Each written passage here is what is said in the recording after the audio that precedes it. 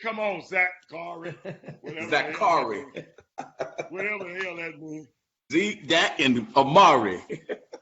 H-Town, what's up? What's up, H-Town? Welcome to the Chop Shop, the best 120 minutes of your day. I'm Robert Hatter alongside Jim Hicks and Chris Walker in the Monday morning in the building live from, Chris is in parts unknown. I'm in Houston, Jimmy in Houston, but we're via satellite. We got a great show. I think, hey, Jimmy, this one of these shows, I think, you know how you say they need to share? I think this one of these share shows today. You should share the show every day, but I think this is one going to be a classic share show today. I'm so excited, but I do want to say shout out to the Texans, shout out to the Cowboys, the Texas team, and Jimmy, the Who Dat Nation, because we got a vast majority of people live here. Man, what's going to happen? Drew Brees is going to be out. They talking about 6 weeks. Jimmy will try to rush a person back. Jimmy said, it ain't hurt that bad. You can come back tomorrow, because he ain't never really got injured before. But I don't think you ever had an injury, Jimmy. But I don't know where to start. Where we going to start today? I got one word for the Saints thing. I got one word for the Saints before you go in there. Ginsu. They done. Jimmy, Chris, one thing I hated, my man, Teddy Bridgewater, turned down the Miami job to stay and back up Drew Brees. And he get in the game yesterday and stunk the place up. That's his first game, Hatter. Come on. No. He's not a rookie, though, Chris. He's a seasoned vet that has won playoff games before. So you finna have an excuse for a seasoned vet. The highest paid backup quarterback in the NFL? And you about to tell what? Jimmy, hold up. Wait, what you about to say? He ain't what? He was rusty. He hadn't played. He has not played. He was a 2015 All-Pro. He has not played. What minutes have he played behind Drew Brees? No one's taking a snap. And on top of that, you playing against Aaron Donald. You playing at LA against the team that went to the Super Bowl last year. And I might add, they had another one of those referee snafus, the Tuck rule, right, with your boy Charles Woodson. That was a fumble. That was a fumble touchdown to change the course of the game. Man, you know what? You starting this day off wrong. Because how's that? First of all, I need you to get your lighting better. As of tomorrow, I need you to get you some lighting. Because you're too dark over there. I can't see you. I just can't see you. Dark and lovely, man. Dark and lovely. Okay, but Jimmy, all I'm asking y'all, he's the highest paid backup quarterback in the league that happened to be, and he happened to be African American. He was a starter, and they ran him out of Minnesota. And y'all gonna got hurt. Excuse me, not you, Chris. I mean Jimmy. Chris about to give him a pass. What about the little boy from Jacksonville? Look, Nick Foles got hurt. He come in and ball. He lost. Quit trying to make excuses, man. That's all I'm saying. You know what, man? Free Willie Taggart, man, because you make excuses for him. And I'll be chopping his head off in Florida State. And you making excuses for him. So let's just leave that alone because he got a $20 million buyout. That's the reason why I had on his side. You know I got something for you, Hatter. We're definitely gonna talk about Florida State and the NCAA and coming up. But right now we're on NFL and to recap some of the scores in case you went to sleep last season. That's all he wanted. He want to go at Jimmy. He want to go at your head, Hatter. He want to go at your head, Hatter. Come on, let's get it over with. Hey y'all, look here. If you missed on Thursday, as we do every Thursday, we engage in our weekly picks. And this year we added it's like a league play. So every person to play 2 weeks in a row, and they'll sit the third week. And then we'll keep rotating on through. So this was my second week after beating up on Chris Walker week one. Oh my! You beat me by one game. Wait a minute. You needed Monday night to beat me, by the way. So stop. Jimmy. Hey, Jimmy, you know okay. I got Jimmy, you know now, I got to come back for this now. But keep going. okay, yeah, Come on. okay, yeah. I know you got a comeback, but the fact Come on. still remain. The fact still remain that I not only did I beat Hatter, I'm gonna tell you something. This may have been the widest margin Uh-oh. in the 2 years that we've been doing the weekly NFL picks. The final margin, as it stands, going into the Monday night game, which we don't even need to do. Monday is normally, if you need it, we'll go with. It was 10-3. Oh with my one God. tie. 10-3 with one tie. The tie came by way of the Chicago Bears And kicking Chris, that last second Chris, field goal. if we had been picking the way we did last year, guess what? It would have been tied up. See, he got them points on me on about 5 or 6 of them games. The extra. That's how he win. But I'm gonna share a He text. got the points. I had Guess it. what? No. I'm gonna share a text I got about. Format. Jimmy, I love the format. I like it. It had me. I'm serious. I was excited about it because I was 1 or 2 points away from being almost tied up. So I'm kind of good. I'm kind of good right now. I got a text about 3:55 p.m. yesterday with a caption. I wish we could put it on the Chop Shop. And it says, "Beating the snot out of Hatter." That's what it said. No. You know what he was smart at? You know what? He didn't text me with that bull crap. He didn't text me with that bull crap. Well, at the time, we still had more. We still had No, more. we had more games to play. We had more games to play. Oh my goodness. But check this out. It got so bad in the picks. By the time the 3:00 games came, I could have lost every game at the 3:00 all the way to Monday Night Football and still would have won the weekend. That's how far I was ahead. Jimmy, I won the first game, Tampa. Then you messed around and squeaked out on Tennessee, squeaked out on the Chargers, squeaked out on the Giants, squeaked out on Baltimore. You squeaked out, son. If you want to put a Superman, you was the upper squeaky from now on. Because you squeaked out at all them little wins. And then New England coming and beat your brains out for me. And hey, then man, the Redskins. Oh, my God. Oh, I love the Cowboys. How about them Cowboys? How about them Cowboys? Somebody get Rick Whitmore on the line, please. Get Rick Whitmore on the line, please. No. The Houston Texans, look how they did me. They won, but they did. That's with the point system. The Houston Texans, 9 points over anybody. Well, guess what though, Hatter? And you can understand. The backup quarterback, Hatter. Yeah, one of the reasons when Gardner Minshew was like a 6th-round draft pick, and this guy came in and accomplished, of course, he actually, to a degree, outplayed the Texans quarterback. I mean, this young man, and remember now, there were rumblings going into the week about Jacksonville being one of the teams, if I'm not mistaken, that were possibly interested in Colin Kaepernick. Well, they're okay with this young man right now. They're okay. Yeah, until a couple of weeks. Wait a couple of weeks. Now, speaking of NFL, we have breaking news right now that Big Ben Roethlisberger will be out for the remainder of the season with elbow surgery. So now Pittsburgh becomes a whole different team now. Who's the backup? Boy played good though. Mason Rudolph played good, man. He played good when Big Ben went down. I mean, again, that's one game. He played well though. Chris, sometimes Mason Rudolph. He played well, man. Backup Mason. Who get the backup Mason? Come on, Kaepernick. I mean, but now understand his name is going to come up. Just as like Carmelo Anthony's name came up with Olympics. People are going to laugh it off and keep on moving. But the irony is, the thing is now, there's no denying the situation that Colin Kaepernick has been thrust into as a result of his stance in NFL, against the NFL, and, well, not against the NFL, but against police brutality by way of his day job, which was risk and sacrifice as a result. But other NFL scores on yesterday, guys, some of the more interesting ones we have to give. Tip our brim to the Dallas Cowboys, 31-21 over Washington.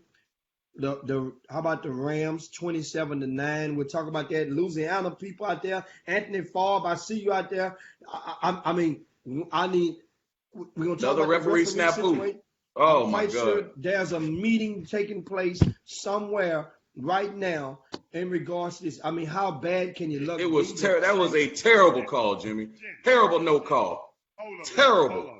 Hold on. Unbelievable call. Y'all They keep in the NFL, Hatter. They're in the NFL. Hold on. I'm getting tired of these Saints.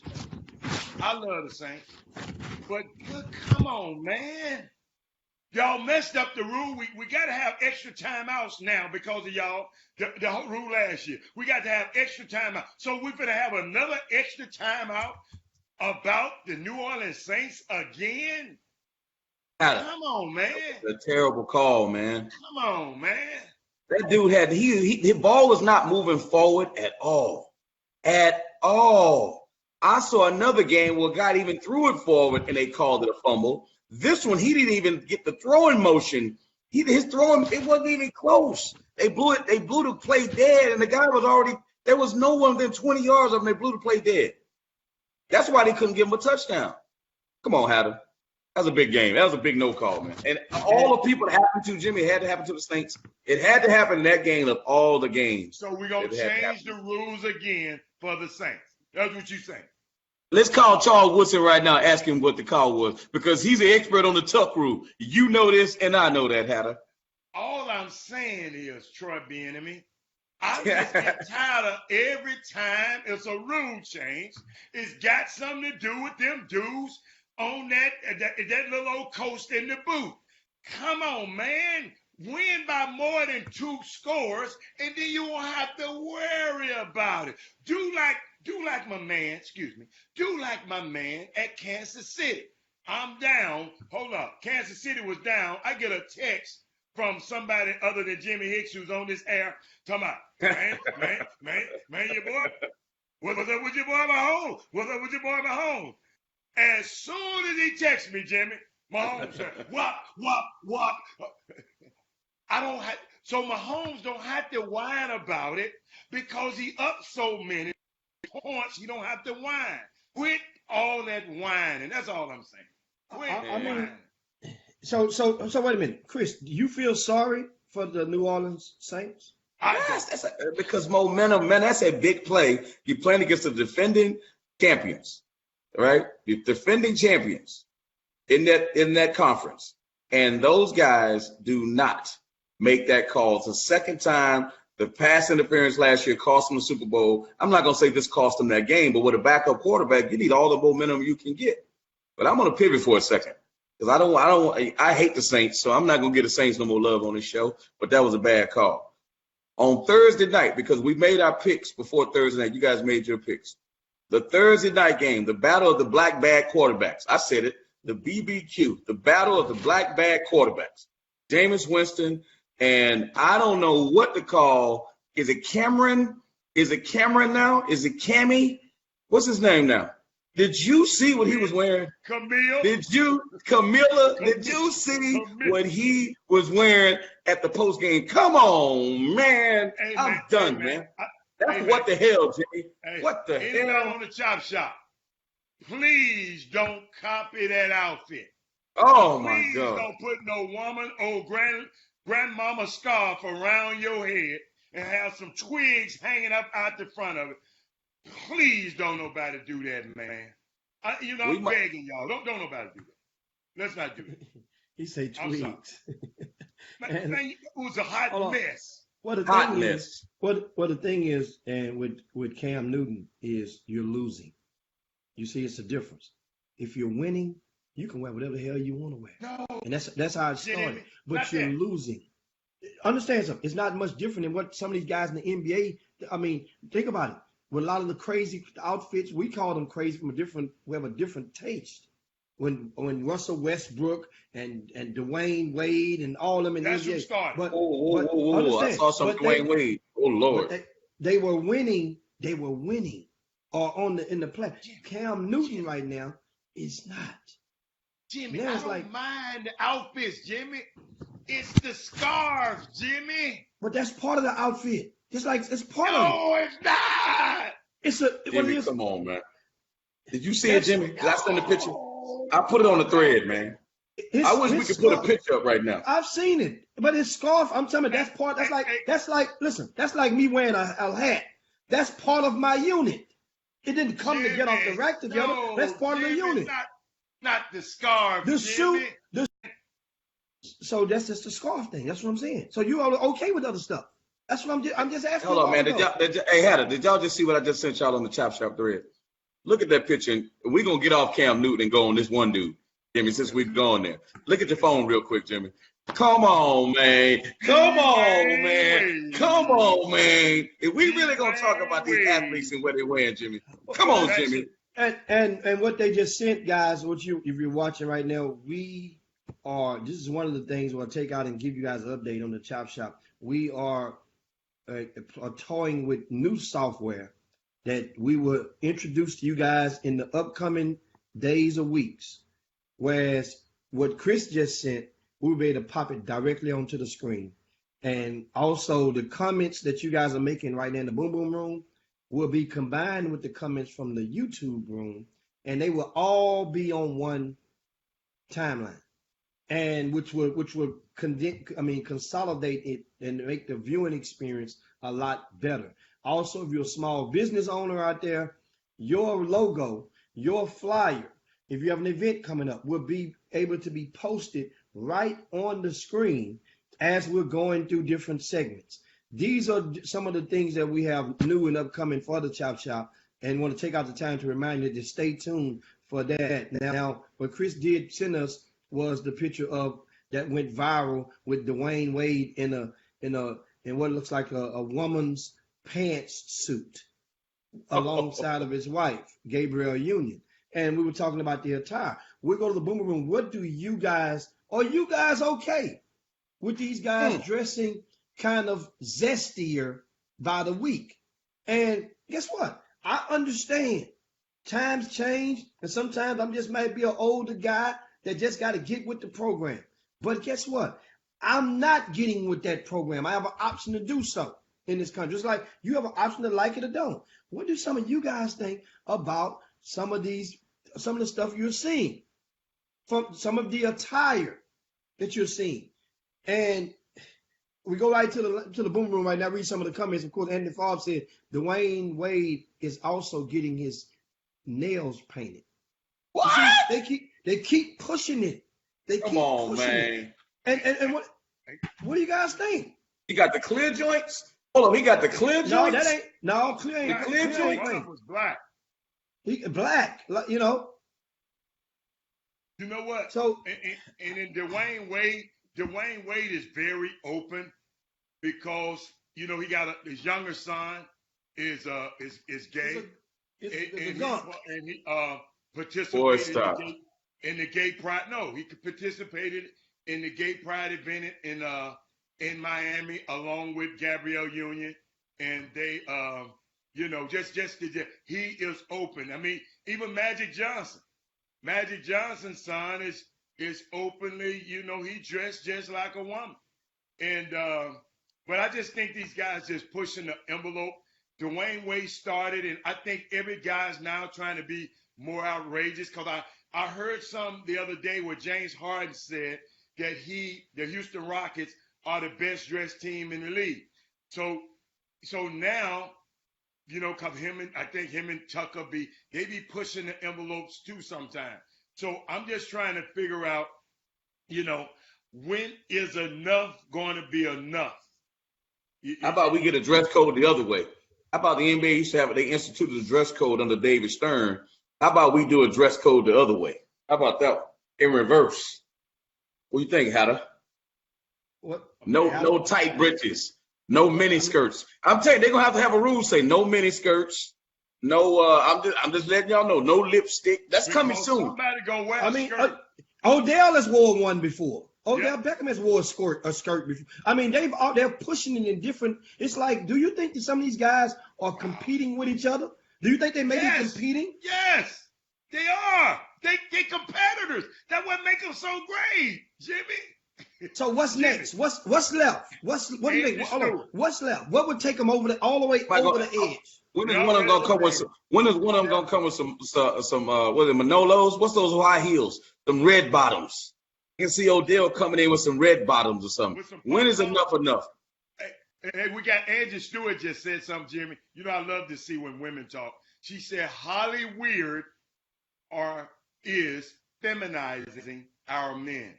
I don't think these guys feminizing themselves. Hollywood just set the example for them, and they said you notice where everybody want to go live in our season now, Jimmy? Weather nice, Hatter. The weather LA. nice. The weather I nice. understand, but they used to like to live in Houston. But a lot of guys like to live in LA. It's Holly Weird out there, Doc. Telling you. Hey, Jimmy, still talk about how they dusting his head off and beat the snot out of him. Finish that up. Finish that up before he can wipe his nose. I'm all right. So now one of the things, of course, back to the boom boom room, where I'm checking out some of the comments from you guys, and Mika Nicole says, I really don't care. They can wear whatever they want. And hold on, let me respond to that, Jimmy. What if her son, I don't know if she has a child or not, loved basketball players, and all of a sudden he came in with a mini skirt, and he came in with some stockings on, or he came in with some lipstick or some nails painted? What would she say about that? Because we know how impressionistic these players are on their kids. What would she say to that, Jimmy? That's my question. Forget about what they wearing. They have an impression on these kids. Or what would the husband say? What would the dad say? That's more so. Tipping him off. Tipping him off. And another thing is this, that you have to pull back the layer. Were any of the three, we were talking about the Dwayne Wade, Odell Beckham, Cam Newton, three that came to mind. We can throw Russell Westbrook into that equation. Read the hard way, no pun intended. Right? That have wearing the wore zesty outfits this past season or in their last couple of years. Well, guess what? Was any of those guys dressing like that before? When they first got in the league? No, they wasn't. So that means something has been pulled out of them. Something has been liberated inside of them to make them feel that in their quest, and they like this. That taste buds was always there. So, something is the water is bubbling inside. No, they trying to get paid, Jimmy. It's all about branding. It's about Instagram. It's about likes. It's about followers. All that stuff. Yeah. The deal I went to with Facebook and Instagram the other day about athletes. These dudes are all trying to get their followers up so they can make extra money, man. They get extra money for how many millions of followers that they have. I'm telling you out too. These stylists have pages and branding. These stylists have becoming more empowered now. So everybody and these stylists are taking these guys to the limit. Just try it. You're a pro athlete. Just try it. You know, because Chris didn't used to wear them tight suits, Jimmy. Now he can't even breathe, Jimmy, he can't breathe. You follow me? And I mean, nothing against Chris, but I used to see Chris in them ugly outfits. Chris said, I know you're not talking, Hatter, because the last couple of snuggle bunnies suits I done seen you in was real snug. So you better slow down over there. I'm going to tell you, listen to me. My body type don't mind having a more snug of a suit. That's why I'm out there driving around on that bike, because I mean, hey Chris, you missed me this weekend, Chris. I had on one kind of snug this weekend. So yeah. Hey, Jimmy can't even sit down. Jimmy, he can only stand up at the event. They're like, Mr. Hatter, you want to see? Nah, I can't sit down. I'm good. Hey, tell the truth. I have to unbutton that button now. Before I sit down. I'm just gonna tell you the truth. I got you. What you got, Jimmy? And so I was just looking at a list of pro athletes who have their own clothing line. And I share with you guys some of the athletes out there that have their own line of clothing. And of course, Steph Curry is one. And Steph Curry has his own line of clothing on the economic scale with Express. You know, the stores Express. So Steph Curry's line of clothing is exclusively in Express. and he also has a connection to Houston, Texas. Steph Curry is one of the brand ambassadors Active faith. for Lanny Smith's former Hightower High School star class of 2003, went to University of Houston, and he recently moved to California. To Jeremy Lin was one of the athletes on active faith, and of course Steph Curry. LeBron James, as you guys know, has his line of clothing. Derek Jeter has a line of clothing. Of course, we don't have to mention Michael Jordan. What line of clothing LeBron James got? Yeah, what line he got? I didn't hear about that. Is that the one he wore that little short pants? No, his apparel line his full apparel line is through Nike, and that's included. So that's his brand. Meaning, the way that they fixed it, he has rights. He gets points off of stuff that is sold, but then they end up. But I'm talking about. You're talking about in the sports realm. I'm really talking about like the Express. I'm talking about in the and I saw during the draft that Jimmy, I don't know if you noticed, downtown at the draft, Express had a big picture of Jared Culver. Jared Culver is a brand ambassador for Express. For Express as well. That's good. That's great, and a great film because Express is affordable for a lot of people that are fans of the different various sports. How about this? I mentioned Derek Jeter. Guess who Derek Jeter has a clothing line with? Armani. Movado. That's the watch line. The watch. That's a watch. Yeah, and also. Jimmy, guess who has one? We're gonna switch it. No, we're gonna shift gears a little bit. I just realized Sarah, the women right like this. What her name? Sarah Jessica Parker. Yeah.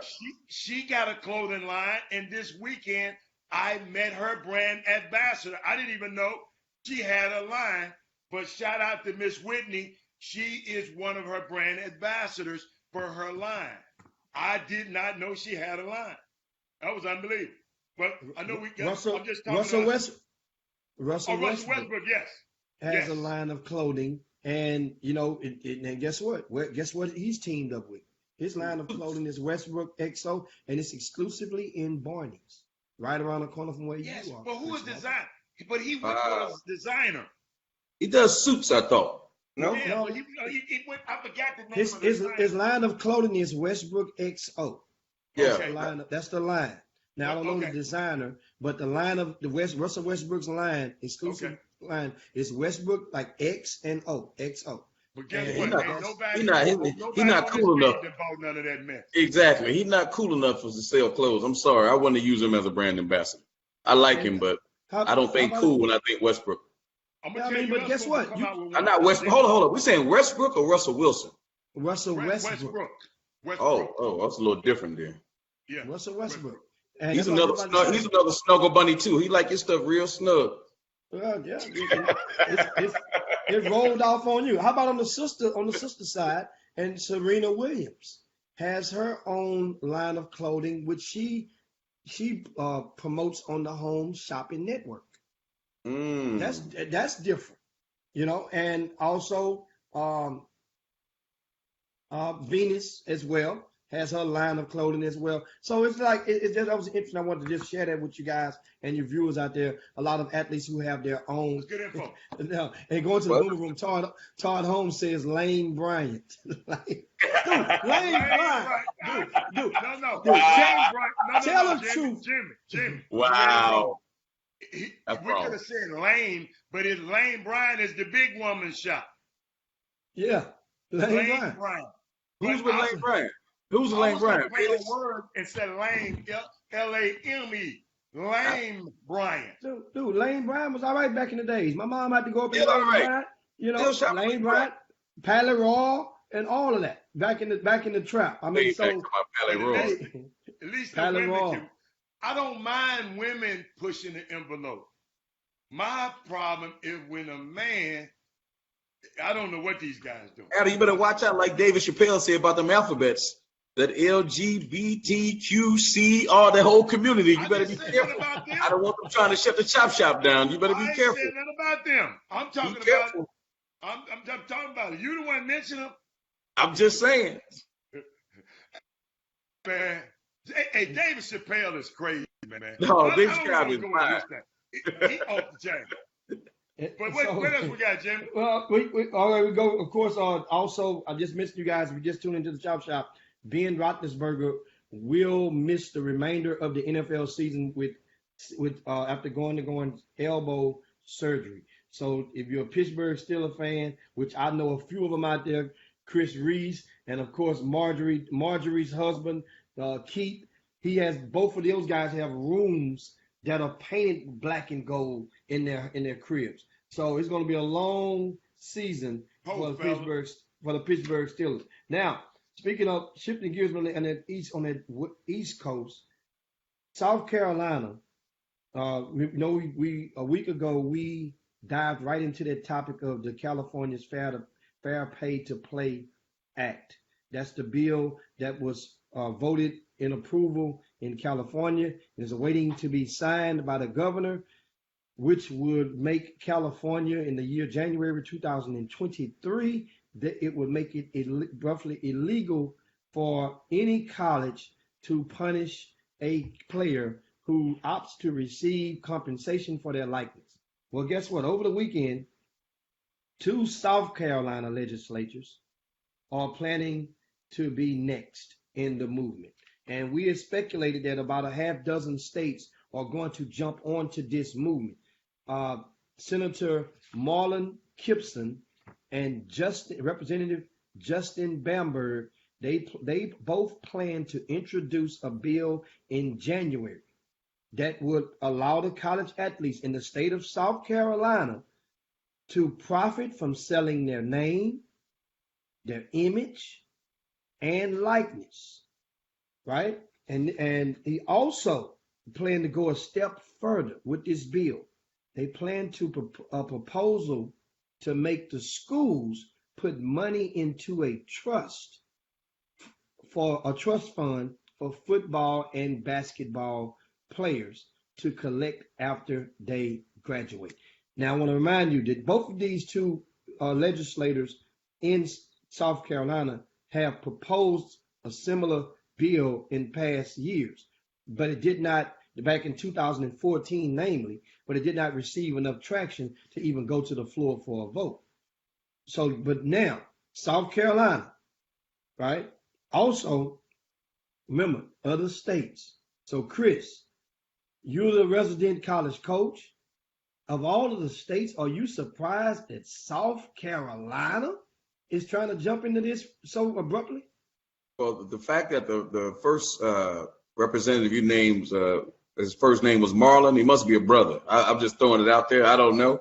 But he might have played football or something, Jimmy and Hatter. So at the end of the day, Marlon Kimpson, but that Marlon part, I'm like, that must be a brother. But here's the other piece, guys. It's like everything else, man. Everybody knows there's an injustice being done. And as you said, Jimmy, the dominoes are about to fall. I like the war, but you know what the most interesting thing is, Hatter? They said football and basketball. I made a point the other day, 70%, 70 to 80% in both those sports are African-American kids. African-American kids in both those sports. And guess what both those sports represent is the reason why I use them both. They're the revenue drivers. They're the revenue drivers. Nothing against tennis, softball, volleyball, baseball, football, and basketball are the revenue drivers. And the kids that dominate those sports look like us. Isn't that crazy? The tennis player, think about it. There are other kids in other sports that possibly can make money off their likeness. If there's a kid who's a chess champion, not a chess champion, if he's great at science or some kid writes a book, there's nothing precluding him from making money. But if a kid plays on SEC on CBS, he can't make money off his jersey. Or the Johnny Manziel rule. He can't sign autographs and make money off signing autographs.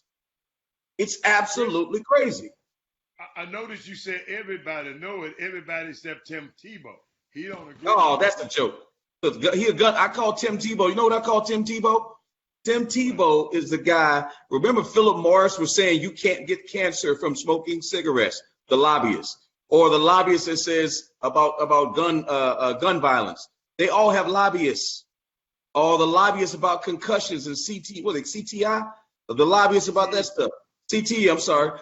They have lobbyists. They have doctors that they pay to come forward and says, you can't get brain damage with CTE.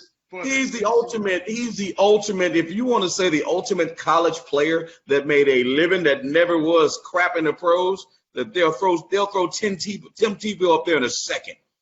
Let's put the kid up there that's not Tim Tebow, that grew up from nothing and used it, and the NFL was his dream, and he was a star in college and never made it, and sitting there working at TSA or something like that. No disrespect to TSA. I'm just saying. Give me a break. Anthony Weston got something for you. He said, Mr. Hatter, he directed it to me, but I'm going to let you help me with it. Mr. Hatter, we are the commodity. Why are we not controlling this situation? Come on, Weston. You know, a blind man can see that. What do you mean? Why are we not controlling it? The only way we can control it is to what? Pick it and don't play. That's the only way you change things. Because at the end of the day, Hatter made a great point. Well, I don't know if it was Hatter or Jimmy made this point. What kid is going to put his 4-year career? What parent is going to put his 4-year career in jeopardy? And you know why they won't do it?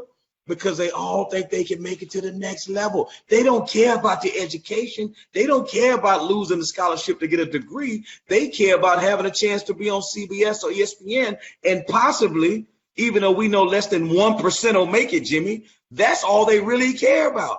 They don't really care about the cause of trying to change what's going on.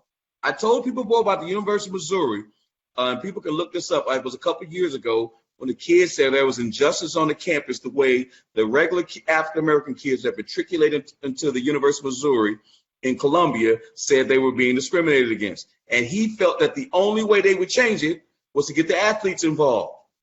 He gets the athletes involved, namely the football players. The football players get on board with him. The kids start camping in the, I don't know what would be the nicest part or the most memorable part of the campus, right? Then he start doing like a hunger deal like Gandhi and said, I'm not going to eat. And the football players took notice. They jumped on board. And guess what happened? They say they're not going to play in the bowl game. They refused to play in the bowl game. And you know what happened from that, Jimmy? The president got fired. The AD got fired. The head coach was already on his way out. So he really didn't care, right? He supported them. Of course he supported them. He was on his way out. Point being is, if these guys really want to make a change, they can do it. They got the power, but there's somebody going to have to take some L's, though. And the question is, who's willing to take those L's? We'll never go right to the boom boom room, and Anthony Weston has a question for you, Chris. He says, who sacrificed for them to be able to get these schools and have these opportunities? Who sacrificed? Yes. What do you mean who sacrificed? Like, who went to these schools? The people who sacrificed. There were people that couldn't go to these schools. That's why the black colleges were so prevalent. Hatter was talking about with FAMU back in the day. I forget the year that he was talking about, but there are guys that went to these colleges. We used to have the best players that looked like us and the best coaches in those leagues. And then when integration came, right, when Sam Bam Cunningham went down and whooped up on Alabama, he said, you know what? I don't need a Sam. Not only do I need a Sam Bam Cunningham, I need somebody on defense that can stop him. So all of a sudden, we got it on both sides of the ball. So when you talk about who made the sacrifice, there were guys, the first black kids to go to any school. George Raveling. How about George Raveling was one of the first black guys to go to Villanova.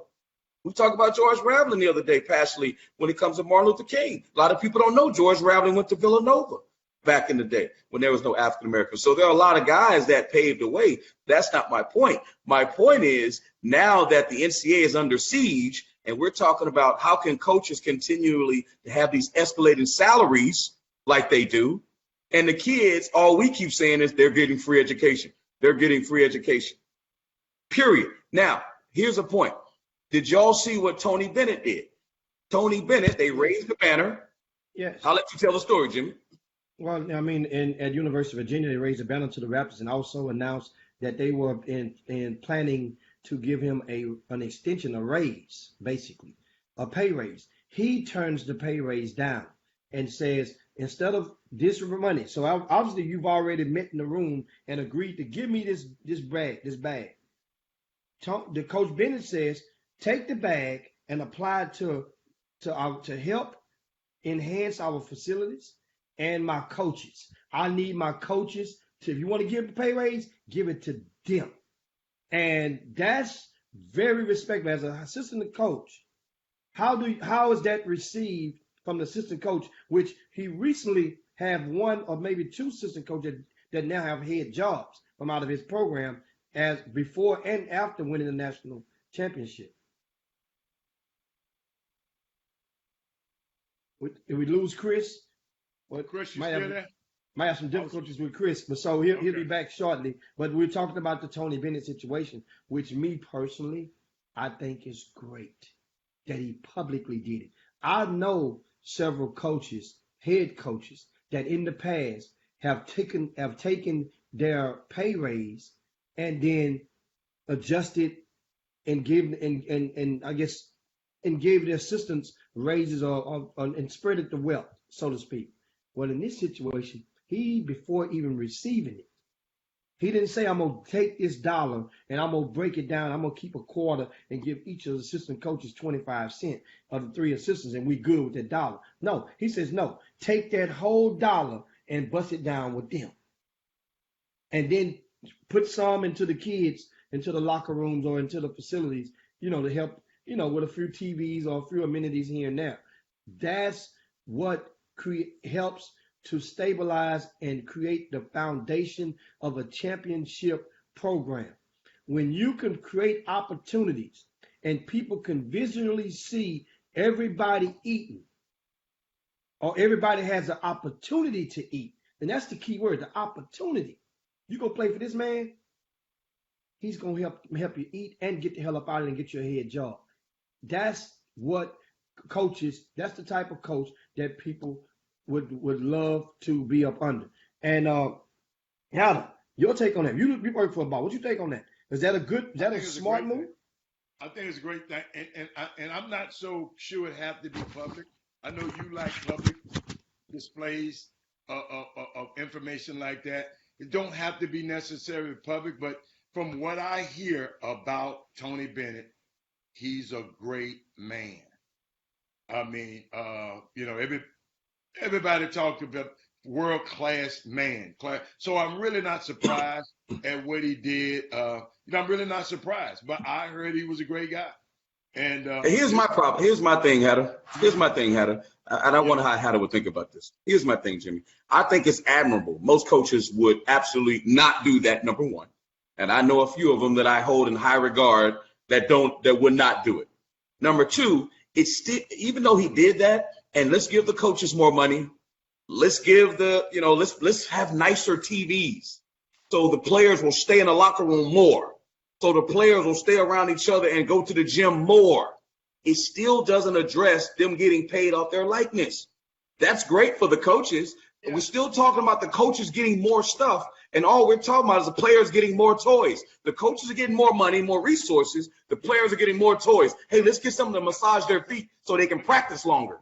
But this article wasn't about. He is about the. I get it. You follow me? So I get it. Maybe if he could have given to the players, maybe he could have. I mean, how many coaches would give? Since you're a coach, how many coaches would give the players some money? You know what? I don't know how many, because they're buying into this amateurism myth too. But all I know is every time a coach wins, he's thinking about renegotiating his contract. Nothing's ever renegotiated for the player. It's free labor. Guys, we know. Listen, y'all know, look at us. Look at us on this call. We know what free labor looked like, and we know how the billionaires and the barons of the South were built. They were making money because they didn't have to pay people that did the work. Come on, guys. Come on. All these people with the names on their buildings and stuff that we're looking around these campuses and all these buildings these businesses that were built, it was built off free labor. Imagine you getting something built or something made, and you never have to pay the manufacturer. And you get to make all the money off of it and don't have to share the wealth. Are you kidding me? That's what's happening in the NCAA. And you know what you say? This is what they hide it under auspice of. Well, we give them a place to live. Well, we give them food. Yeah, you give them a place to live because they need sleep. You give them food because they need energy to work. You give them air conditioning because you don't want them to die. But do you share in the profits is the question. Well, they get free school. we make sure they get a plane to fly on to get to the game. So if that's the case, Hatter, why is the NCAA every time somebody comes with a new rule? We guess what we gotta do, as LeBron say, we gotta look at this and make it a national thing. Or the Ohio State president, well, you know what? Is it fair? Well, I think we need to do augment some things. They know it's not fair. They know it's not fair. The basketball coach at Ohio State makes $7 million a year. $7 million. You know what John Gruden makes for the Oakland Raiders? $10 million. But guess what Mark Davis has to do, Jimmy? Pay the players. At Ohio State, it's $100,000 every weekend at the Horseshoe. They get more fans than the Oakland Raiders. Did y'all hear what I just said? They get more fans than the Oakland Raiders. The Oakland Raiders. But Jonathan Abram, who's a rookie, got a $6 million signing bonus. And the kid Justin Fields got a chance to win the Heisman, gets a donut. Come on, man. It's an antiquated system, guys. It's an antiquated system. And so what would be the solution then, Chris? Pay the players. Share in the profits. Share in the profits. How do you share? Listen, they can figure that out if they want to. How do they figure out how they're going to put a $100 million renovation on the field? Chris, if you're going to make a statement, why don't you have a plan? It's not about having a plan, but it's more complex than that because of Title IX. Hold on, Chris. There's a lot of guys like you make those eloquent statements that you went through that, a transforming diatribe. But Thank you for calling it transforming. I appreciate that. Guess what? But you didn't have no answers. And all percentages. Jimmy asked you, well, what's your solution? You can always talk about a problem, but here's the issue. What is your solution? Here's the issue. If they name you Mark Emmert, Chris, you are me for the day. You Mark Emmert today. I'll be Mark Jackson. What would you do? Huh? Hey, listen. No. I would say you got it again. You it's a complex answer, Hatter, because of Title IX. Think about it. Just let me finish. Just let me finish. Come on, Candace Owens. Okay. Title IX, because think about it this way. In South Carolina, you notice he said football and basketball. Football and basketball because they're the revenue drivers. The question is, how are you going to pay the people in the sports that drive no revenue? It's a multi-tiered answer. I would say you share in the percentages of what you make. So whether that's 20%, think about the NBA. Why, Hatter, you answer this question. You're our resident contract advisor. Why do the NBA players now make so much more money? Because they get a share of the what? Different entity. I'm just saying, answer my question. I'm just saying, answer my question. Why do they make so much more money now? The NBA players. Because of the TV deal is more. And they share in the royalties. They share, right? There's a revenue share. Yeah, but they making more money now, Chris. You ask, why they making so much money? Right. Because the TV okay. done paid. Listen, TV done paid astronomical fees these last couple of years. So guess what? If those fees come up, the players get it's called revenue sharing. The players get 49%. The owners get 51%. Correct. And guess what? They share in the revenue. Okay. We're not talking about that model. But that's the problem, Hatter. The problem is we're not talking about that model. But Chris, you got, first off, Chris, I would have thought you would have came and said, first, we got to get rid of the tag student athlete. We can do that all day long. Hold on. But then he becomes an employee. Because if you're going to pay him, he's going to have to become an employee. And employees have certain rights. So they just can't. It's a lot. He can still be a student athlete. Walk us through all of that. Hatter. He can still be called a student athlete and be an employee. He's still in college.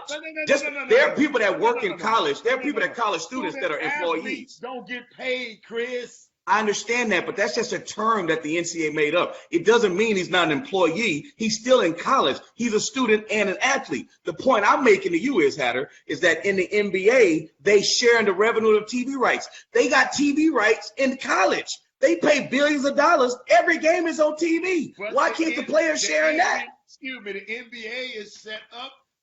You know why? Because they have a union and the students don't. They've been set up like that as a business. Exactly. Evidently, this amateurism is not set up as a No, business. what? As a non-for-profit organization. No crap. So your comparison's a little off. Hatter. This is amateurism. Hatter, amateurism is dead. Hatter, my point is amateurism is dead, Hatter. It should be shut up that way because guess what? Back in the day, Hatter, stuff wasn't on TV. Back in the day, no one cared. And guess what? Since ESPN and everything else, everything is on TV. I'm going to make another point. Back in the day, hold on. Back in the day, college coaches got paid crap. They got paid nothing. Right. Now they get paid millions of dollars. Right. Everything changes for the coach. I sent you a text. Mark Emmert makes $2.4 million. Stop. Chris, can I hold you? You're making an argument like I'm talking against the players. I asked you. You done jumped. I just told you. No. I asked you for a solution, and you tap dancing around. Just tell me, Robert. I just told you share in the revenue of the TV contracts. How do you share? Jimmy, you know what? You see, I'm gonna make a point. The players' union or collective bargaining agreement say they get 49% of the TV revenue. The reason why the players can't do that because there's no union, no one's speaking for them, Hatter. So when NCAA signs these billion-dollar deals, let me finish. When they sign these billion-dollar deals, who's speaking for the players? Chris, they can't share because they don't have a voice. Chris, sometimes you don't listen, sometimes you don't read. There's two different business models, Chris. Exactly. One is a slavery model. The other one is it's not. So I'm gonna help you then. Since you can't answer the question. So you are saying, but you can't say it. You don't know how to say it. Maybe we should change the business model. Yes. Okay. So if we change the business model, the players become employees of who? The university or the NCAA or to what governing body? The play. I'm just. So let me ask you a question, Hatter. So Hatter, when this likeness bill changes, Jimmy, are they not employees then? Hatter, they're employees just because the NCAA wants to call them student athletes. No. Are they not employees then? They're employees of themselves. You're not. When do they become employees? I want to hear this. When do they become an employee? Chris. When do they become an employee? Chris, do you want to get to the bottom? Coach, you remember? I don't know if anybody watched look at social media, but go and look at T.I. and Candace Owens. T.I. asked Candace Owens a blanket question, a plain question, and she tap danced around it, question, just like Chris is doing right now. Chris, all I ask you, do you have a plan? I just told you. You can't use the NBA plan because the NBA is a business. This is not a business. Jimmy. Hold up. Okay. You've been to Villanova. How do you transform this non-for-profit organization into a viable business? The way they're doing. Hey, Hatter, how did they transform coaches not making money into making money? How did they transform having no TV deals to having billion-dollar TV deals? How did they transform it? So why can't they say? Hold on, excuse me. They all right with their program. No, you know why? No. You have a problem with it. I asked you, what would you do to change it if you was the commissioner for the day and you had no answer? You asked me. What's the next topic, Jimmy? You asked me, and I told you, share in the TV. How is that, Jimmy? Let me ask you a question, Jimmy. How is not sharing in the TV revenue not an answer? I say subscribe to the same model they do in the pros. If they're bringing that kind of money, share that money with the kids. Guess what, Hatter? The NCAA right now, when they had the Ed O'Bannon deal, they were making money. Companies were making money off those kids' likenesses. They lost that lawsuit. You know that, Chris. But you're asking me. I'm giving you an answer. You don't like my answer. What I'm saying is now, guess what? My question. I said share in a percentage of the money. Okay, let me ask you another question. Okay. The school makes money off parking. Share. The school make money off parking. The school makes money off selling uniforms. The school make money off people receipts that come to the games. Why can't they share off that? Why can't they share? How do you share? What do you mean? How do you Because share there's it? some, hold up, because there's some players, like TSU game, I went to out there at the home tournament. It didn't have 100,000 people in it. Okay, well So that's how you. do we share? Hold up. First of all, it's all about your league and your school. It's not a one size fits all way of looking at it, Hatter. It's not one size fits all. So we If you just go to talking about a TSU, you certain don't get to small share group of as much. guys then. So If we you don't should go, change. So we should change this whole system for a oh small my group of God. guys. I'm Come on, asking man. you. Come on, man. I know you're not thinking like that, bro. Come on, man. No. Oh my God. Just Hatter, I cannot listen, believe you're I thinking said- like that. I asked you a question. You said share. And I said share, Chris. Revenue Yeah, share with the school Okay. and the conference. How do we share it? Revenue we share share- with Okay. Just the school. Hatter. It's all about being equitable. If the Big Ten brings, think about this, Hatter. You know what the schools do when they go to bowl games and the NCAA tournament? You know what the schools do? Even if your team doesn't go to the NCAA tournament, you still get a piece of the tournament money. You just don't get a bigger share or the biggest chunk because you didn't advance. But the entire league, how about this? Even TV deals. Everybody has a deal to be on TV. They all get a piece of it equitably. What I'm saying is the kids are the ones on TV. Why not share with them the same way you share with the NBA? It's still the same thing, Hatter. Jimmy. Okay, you can listen. jump What we do is your we'll butt in go anytime. to the boom boom We're room. going- Go to the boom boom room. And- before I'm and about to we'll knuckle up on Hatter, man. I'm about to we'll do it check- virtually over here. Oh, okay, we'll go to the boom room and we check out some of the comments for this on this topic, which obviously got a lot of steam.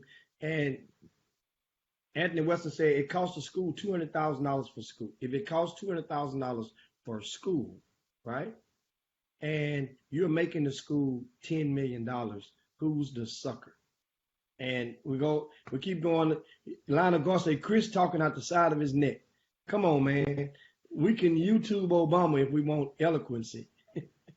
And so also, Bo And Thomas he sound like a fool. And with all the kids look like us playing sports. And I'm glad. Hey, listen, he obviously don't have a son that's a 5-star athlete that's making the school millions of dollars where they can put $100 renovation on a school and then tear his knee up and not get a dime for it. Keep going. Also, I give Bo Thomas says, I bet if they pay Chris, he'll come up with an answer. Yeah, because you're right. Don't worry. Hey, I remember the people that used to ride on horse and buggies when they created the car. That'll never work. Or when the people run around with candles and they created the light bulb. I feel you, dog. We didn't say it'll never work. It's gonna happen, bro.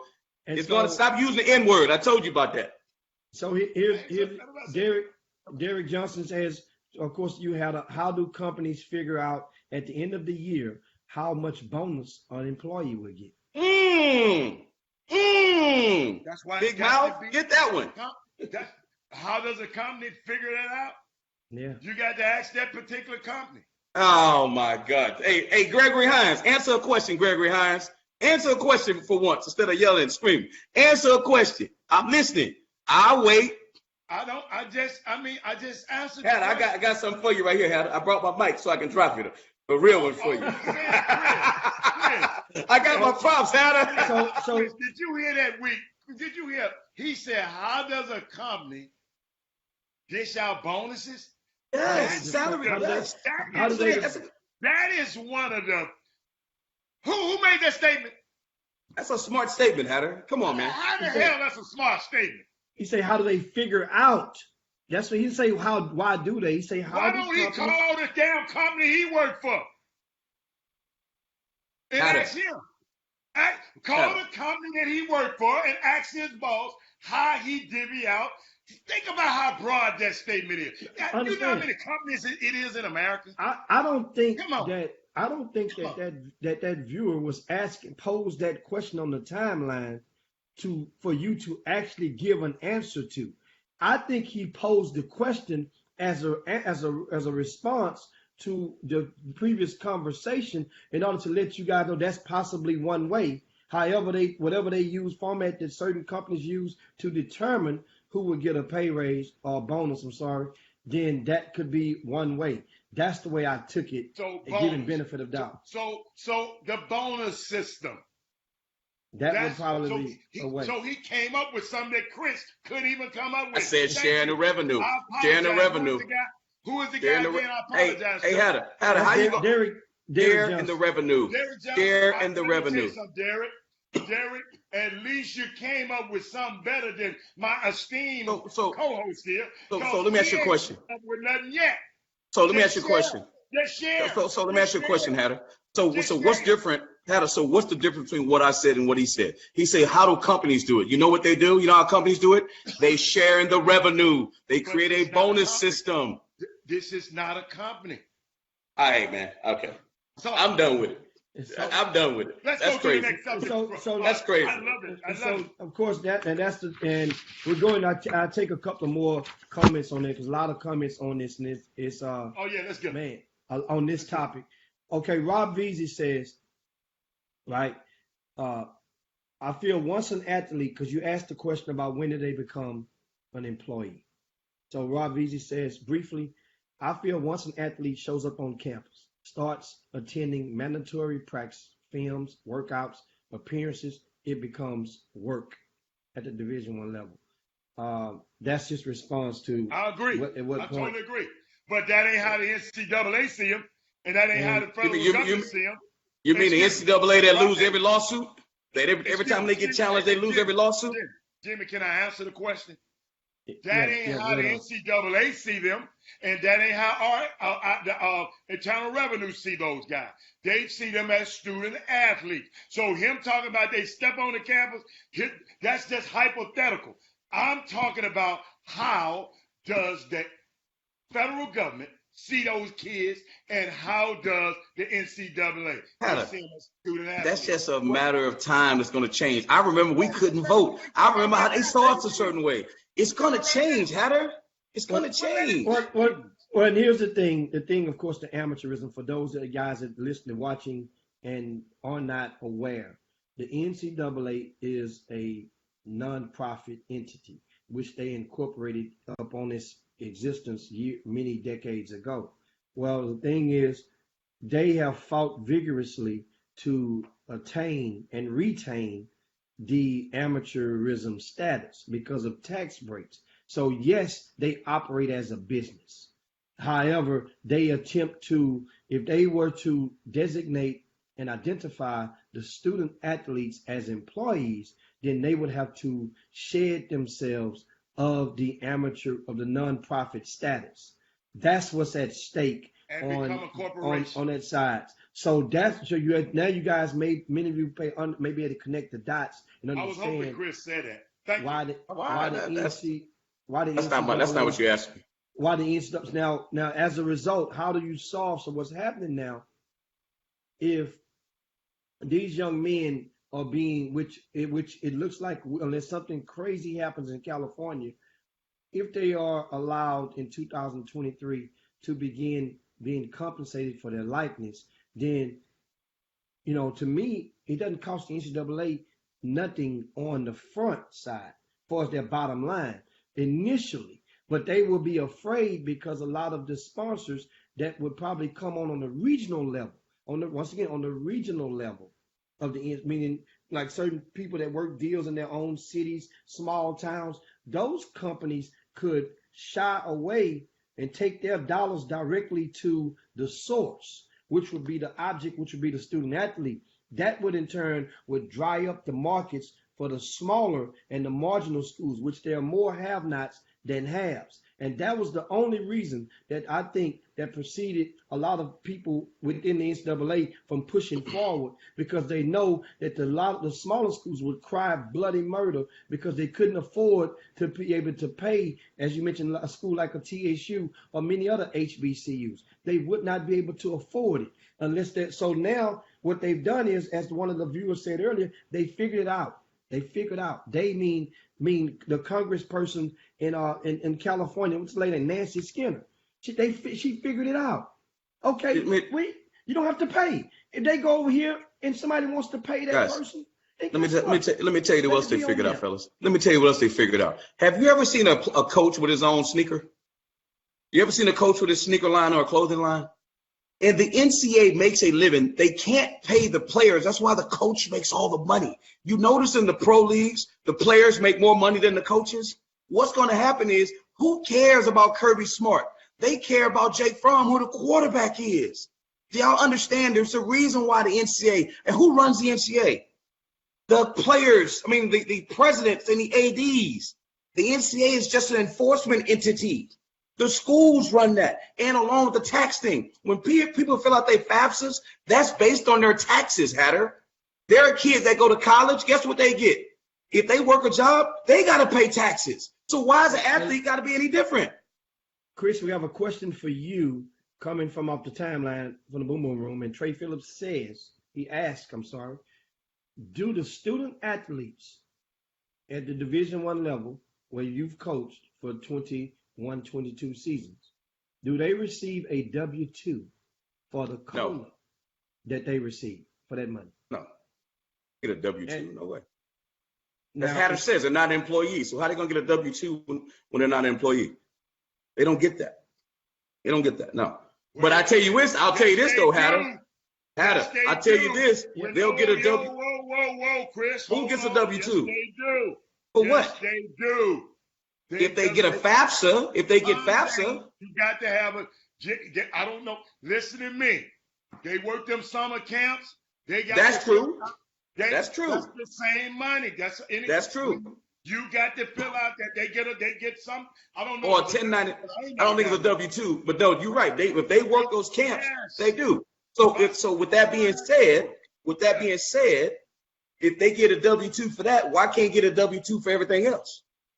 Well, then they got but you can be an independent contractor and you do some stuff for me and I can give you a W-2 now. Right. So what I'm saying is alongside with that. So with your likeness and your image, why can't you get a W-2 for that? You can. Here's my thing, guys. And Hatter, I know you didn't want to talk about this. Just like the agents are going like, nah, man, we ain't doing that. No. I'm just saying like, nah, man, we ain't doing that, man. Now agents are like, nah, we ain't doing that. We ain't doing that. The NCAA say, guess what, man? Hatter, y'all got to do this. And guess what they saying? Man, we ain't got to do that. Chris, Lori just brought it up. Not a W-2. It's a 1099. 1099. Right, 1099. But I didn't want to correct anybody, but anyway. The work study people get a W-2. But the kids, thank you. I know Robert got some. I was going to say that. I didn't want to correct. I didn't want to do a correction. It's definitely a 1099 because they're independent operator, like you said. Okay. But the point I'm making is, at the end of the day, guys, if they wanted to, they don't want you guys got to understand what's going on. The players can do like the agents did. That's my point is that the agents, because of the same point you made about the basketball piece about the NBA, it don't operate as a business. The players are the agents are their own entity. They look at the NCAA, man, we ain't got to do that. The NCAA is making rules they can't enforce. But guess who they can enforce? The kids, because the kids can't strike. They won't strike against them. Imagine this: if football Saturday come up on Sunday and all them big games and all the best players say we ain't gonna play. And all them kids say, we're not playing. We're not playing the rest of the year. No, we're not going to play the rest of the year until they come up with a plan to divide the revenue. What you think would happen? Oh, it'll get hooked up real quick. Say it again? It'll get it. When Shabazz Napier said, I'm hungry, after they won the championship, what they do? Change the rules. I'm telling you, man, they got no power. The agents said no to them. They tried to do the Rich Paul rule. They changed. They went to the federal government to try to say, hey, can we get the stuff? They said no. They got no power. Well, to help you out, what happened with the agents, all they found out they did not have no power over the agents. The agents agreement was with the Players Association. And I told you this morning off air, the Players Association knew that was wrong. So that's why they are negotiating or talking to the NCAA. Said, man, you need to kind of stay out of this right here. We got those guys. And I'm going to tell you what alarmed some of the agents. When the NCAA talked about being able to look inside of their personal finances and their personal business and have subpoena power over them. Mm-hmm. You can subpoena me to come in and incriminate me. You got to be out your mind. That was a big dude. It's a lot of these guys. You know, if these guys was mad about getting a degree, they didn't want people to know about that other stuff they're doing. So Adam, huh? so here's my point. I agree with you. I think that's a great point you just made. But guess who they do have power over? Those kids. And as one of the boom boom boom people say, they're the revenue drivers. So we can't play the kids because of amateurism. So let's pay Nick Saban $10 million. If they had the same rules as the pros, the players will make more than the coaches in college. That's why they don't want them to make money off their likeness. Because as Jimmy say, them same Ford dealerships that deal with U of H, guess what they gonna say? I'd rather have a starting quarterback drive my car than a coach. That's what's gonna happen. Because those are the people that people go to see. They don't go see the coach. They gotta put the money somewhere, so they pay the coach instead of the players, guys. That's all I'm telling you. I got a question for you, Chris. You named something. You said something earlier. I'm gonna walk you through something. You said something earlier about the coaches didn't make a lot of money a long time ago, right? I got that from the Sonny Vaccaro. Yeah. Jim Boeheim said we didn't make a lot of money. I'll agree with you. They didn't make a lot of money back then, right? Right. But the players got room and board the same as they do now, right? Correct. So fast forward to 2019. Right. The players get the coaches get all of this money. Right. And the players getting the same thing, room and board, like they did a long time ago, right? So I'm just trying to figure this thing out. It's something. The whole problem we're having is some of the guys in your profession, there's coaches and ADs. This is their golden goose. They don't want to lose the golden goose. They don't care because what y'all said, the players change every 4 years. Did y'all say that in AAU? The players said, so we're going to recycle these guys in and out. We're going to pay the people that's going to be the Mike Krzyzewskis and those guys and the Tony Bennett's. We're going to pay those guys. Who are they without the players? Huh? Who are they without the players? About the play, just like the AAU guys. Hold up. Didn't y'all tell me in this AAU, the grassroots circle, y'all deal with these people in four-year cycles? Because there's going to be some new suckers, some new parents and That's some wrong. new kids. That's wrong. This is what was told to me on this show. It's going to be some new parents every 4 years. So we ain't got to worry about them. But Hatter, another freshman. They're not getting paid hundreds of millions of dollars, though. The AAU coaches. I'm just talking about. So that's what these people. So them players. Hold up. Them high school players ain't getting paid nothing either. But somebody getting paid off of these high school players. I've been to the tournaments. I've been to the EYBL. I've been to this stuff. Somebody getting paid off of them players too. They not getting paid. Nah, Hatter, come on, man. Come on. Come on, Hatter. Come on, Hatter. My freaking God. Come on, Hatter. Come on, Hatter. Wow. Anyway, go on, Jimmy. Come on now, Hatter. Me and Hatter gonna be fighting the whole. Me and Hatter gonna be fighting about just the whole show, man. Come on, Jimmy. No. It only matters when it's millions. So the little 10,000s don't matter because we got people around here having tournaments. They don't pay the players either. And they charge people to come in. They charge people for Pangos, everybody. They charge the players don't get paid from that either. Hatter, we can have. Explain it to me. That's all I'm saying. Hatter, explain it to me. You just want to be right now. That is not a good argument. No, I said explain it to me. What do you mean? I want to be right. What do you mean? You said the coaches making money and everybody making money except the kids. The players aren't making. What coaches are making money off high school kids? Who they making money from? Making money? I didn't make a dime. So I want to know who making money because I didn't make none. I know it took a lot of money from you. Jimmy, you was a summer coach. Was you making money? In summer coach? Let's figure out a way. Figure out a way to pay the players. They've just figured it out. They've just figured out a way. It's already figured out. A way, not the way. But Chris wants some more money. Chris wants some of that money. Okay, but this Huh? is where it starts at. Let's get this first. I mean, that's how you go and you make progress. Let's walk a little bit. We can't take off running. We're in the stretching phase right now. We only want to pull a Charlie horse and get a cramp. This stuff that California is just voting on is the perfect. The timing was perfect, and it's the perfect way because now it looks back at the head coach at University of Virginia. One of the things he took that extension. Now I want to add that to that. He didn't turn down the extension. Turn down the bonus. He turned down the bonus. Y'all can give me. And by the way, Jimmy, that extension is 4.5 a year. It's 4.5 a year. So I wanted to share that with you guys, just in case you're thinking that this coach said, "Oh no, I don't want no more money. I'm good." No, he turned down the bonus. Says apply that to my assistant coaches and the upgrading of my program. Now back to this. A lot of them got in this capitalistic society. I don't blame him. That's his job, isn't it? What he was supposed to. I bet you, hey, you shaking your head. I ain't never seen you turn down a dime from a school. You tell me when you didn't turn down. You didn't turn down that job at Cal. You didn't tell Joaquin. I just don't think. But what does that have? What does that have to do with what we're talking about? Joaquin, I don't think this right. You shouldn't pay me no salary. Of course, Tony Bennett is supposed to took his salary. I hear you, Hatter. Salary. I hear you, but that doesn't. I also believe that players should get paid. That mechanism is not there yet.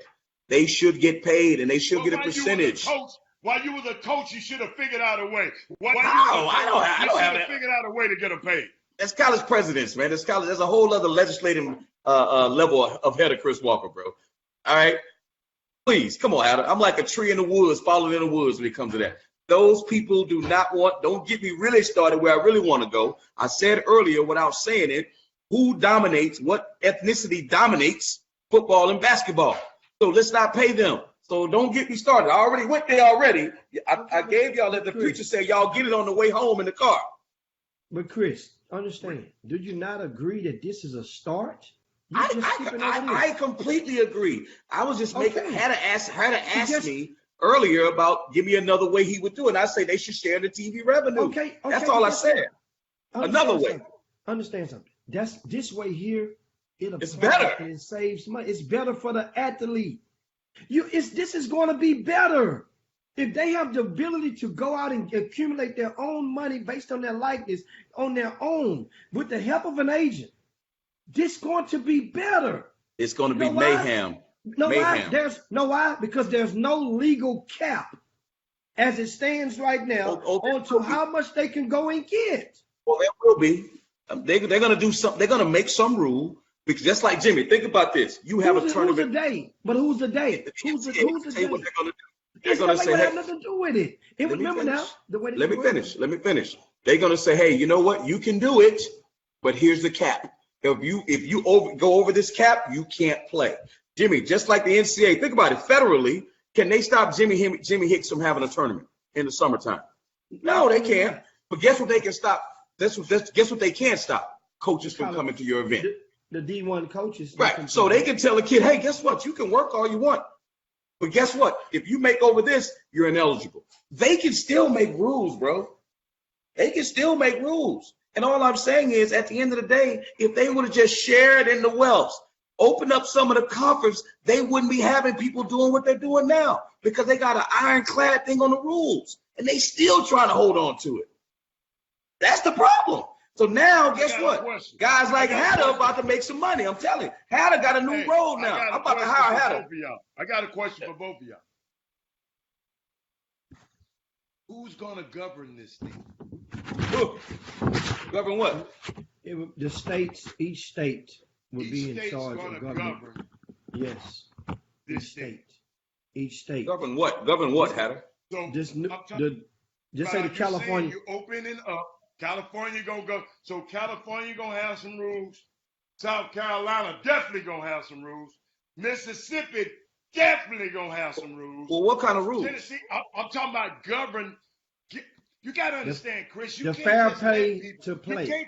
You can't play basketball. Hold on, I'm gonna put it to you. You can't play basketball without some rules.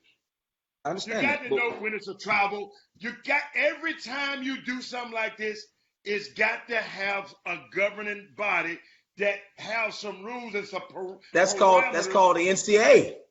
That's who has No, the because so we done broke off from the NCAA. so They that don't want the so NCAA. who has the rules over the NBA players right now? Who's the governing body that controls that? The NBA. They All right. control yeah. So we're saying the NCAA is out of the loop. No, I'm saying who could be that person for the. It's not going to be the state. So the state's going to mandate how much they can make. They don't mandate how much another American can make. I know that, but how you mandate what though? Mandate and police the things that's going on with the athlete. You got to understand, when you open this thing up like this from state to state, like you said, it's going to be the wild, wild west. Who is going to be the governing body to control? Who could control the agents and what the players do and what dude, it's going to be a lot of mayhem. I'm trying to tell you, Jimmy, it's going to be the NCAA. They're going to put limits on what they can make.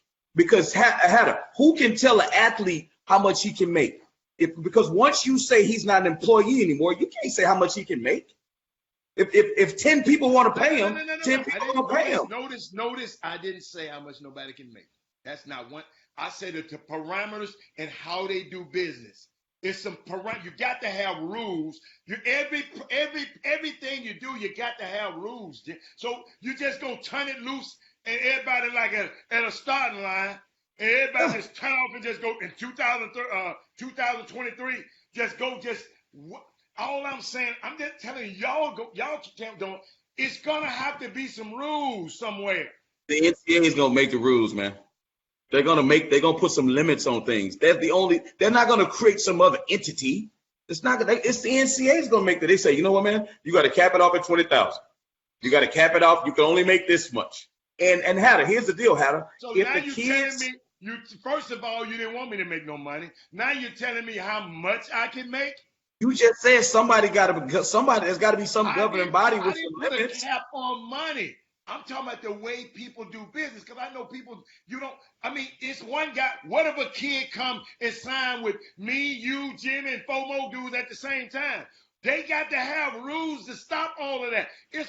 It's ways of doing business, Chris, in everything. It's a collective bargaining even at your job. If you work at a university, they're going to have a handbook on how you do business. That's the point I'm trying to make. It's a lot of stuff got to be.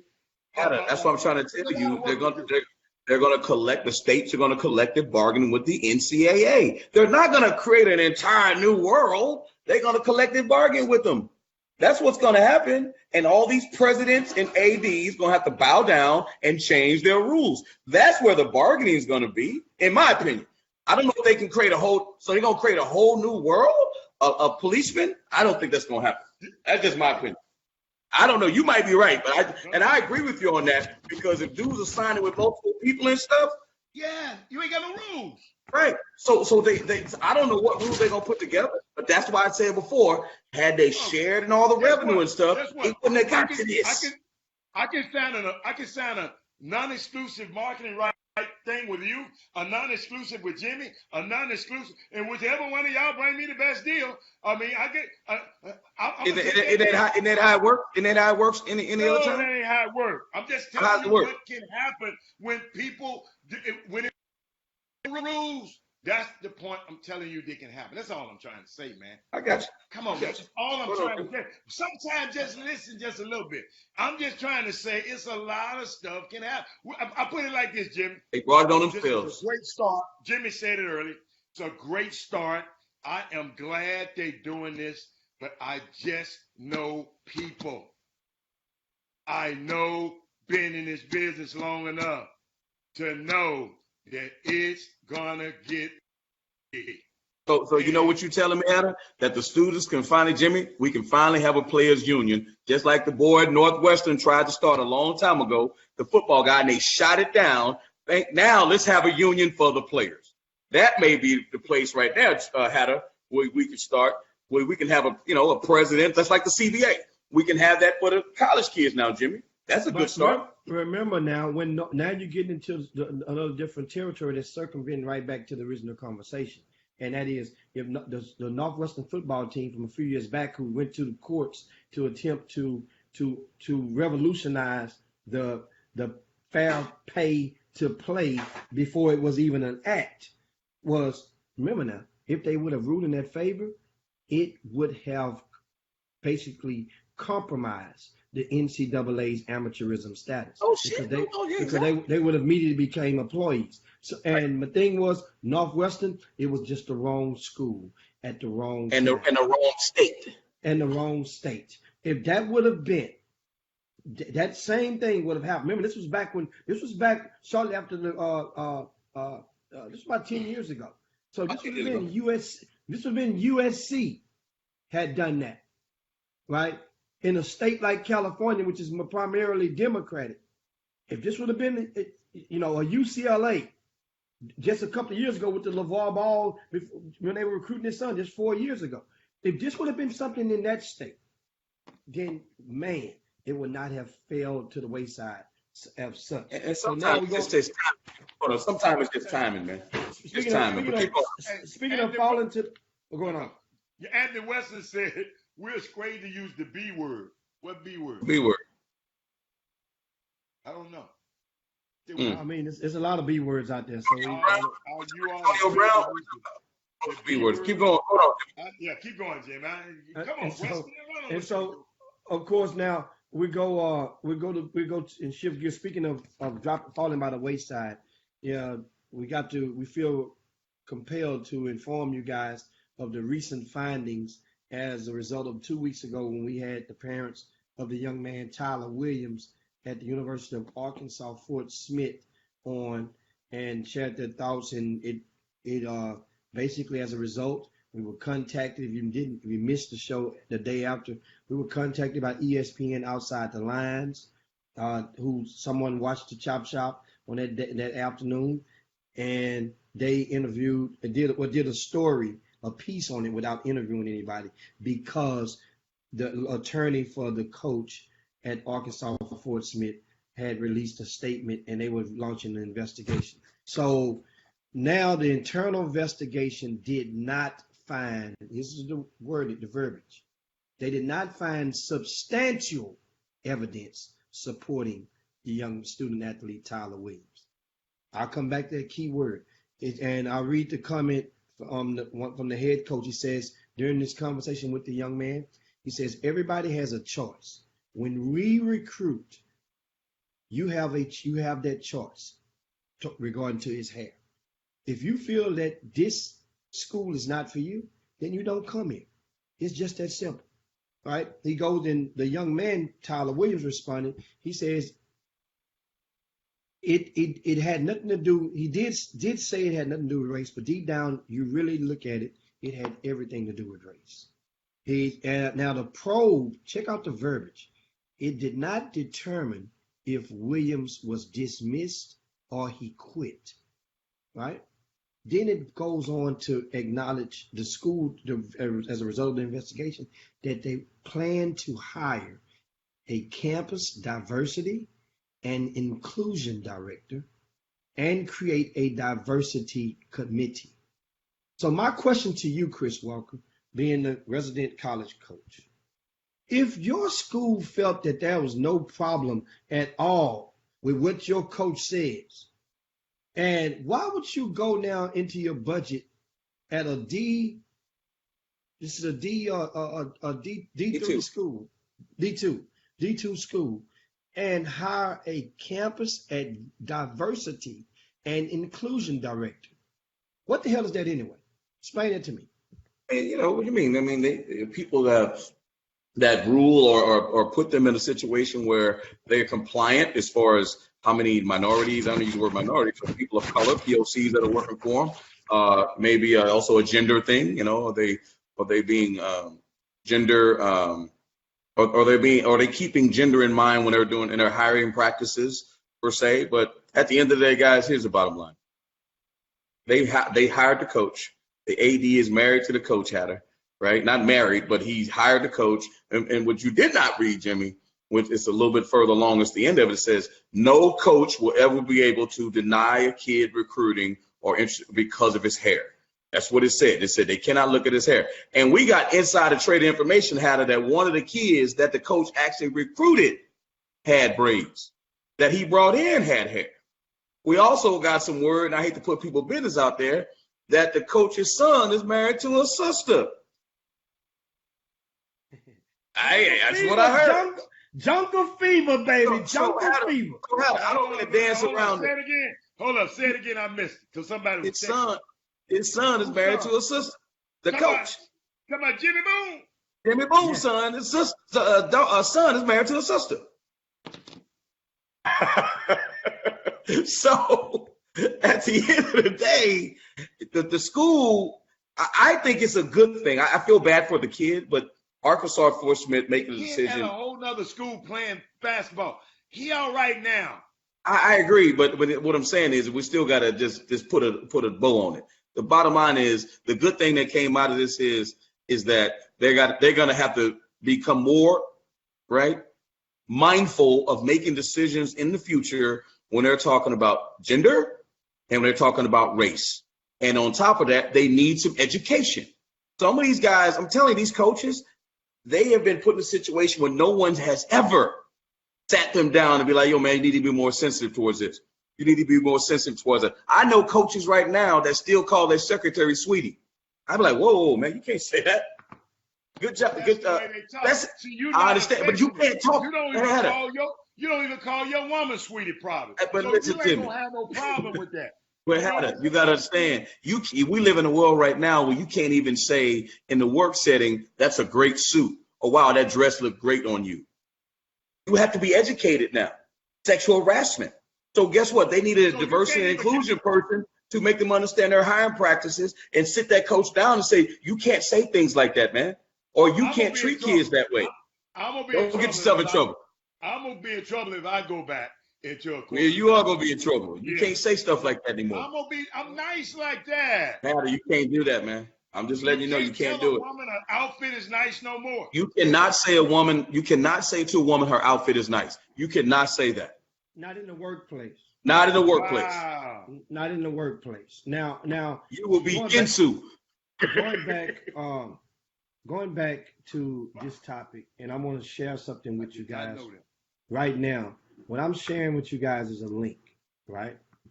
And this link is, I just posted it. This is where this coach Jim Boone came from. It's Delta State. He was at Delta State, and I went and dug up a young man that was on his roster because he claimed he never recruited a player with hair like that. He don't tolerate it. He don't like it. And if you don't like it, you go somewhere else. Don't come play for him. This link that I just posted is to a young man from the 2011-2012 season. His name is LaKendrick Allen. LaKendrick Allen, if you look closely, he wore number 24 on that team. If you look closely, and I've went and found other pictures of him on social media at the time with his hair. But in that picture, if you look closely, you could see the dreads that were much longer than the dreads or what do they call those, the locks of Tyler Williams. This young man was suited and in uniform for this team. However, he didn't play a whole lot. He ended up transferring. He played at 3 different colleges. This is the thing that I'm saying. So my thing is that for the coach to go and claim this is what I don't tolerate. I don't deal with this type with your kind or your kind of hair. But then you had your kind on your roster. And if I was the attorney or the counsel or anybody related to the Williams family or Tyler Williams, they should go and maybe contact LaKendrick Allen and ask him about his experience. Did he get similar treatment while he was a part of the Delta State program under Jim Boone? Now, mind you guys, so that you guys understand, because I had one of the college coaches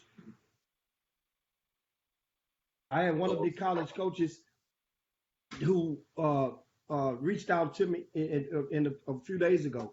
Here's the assumption you have to understand. I lost my train of thought. Somebody just walked in my office. I'm about to say that somebody caught you, man. Them people came and got you. Them alphabets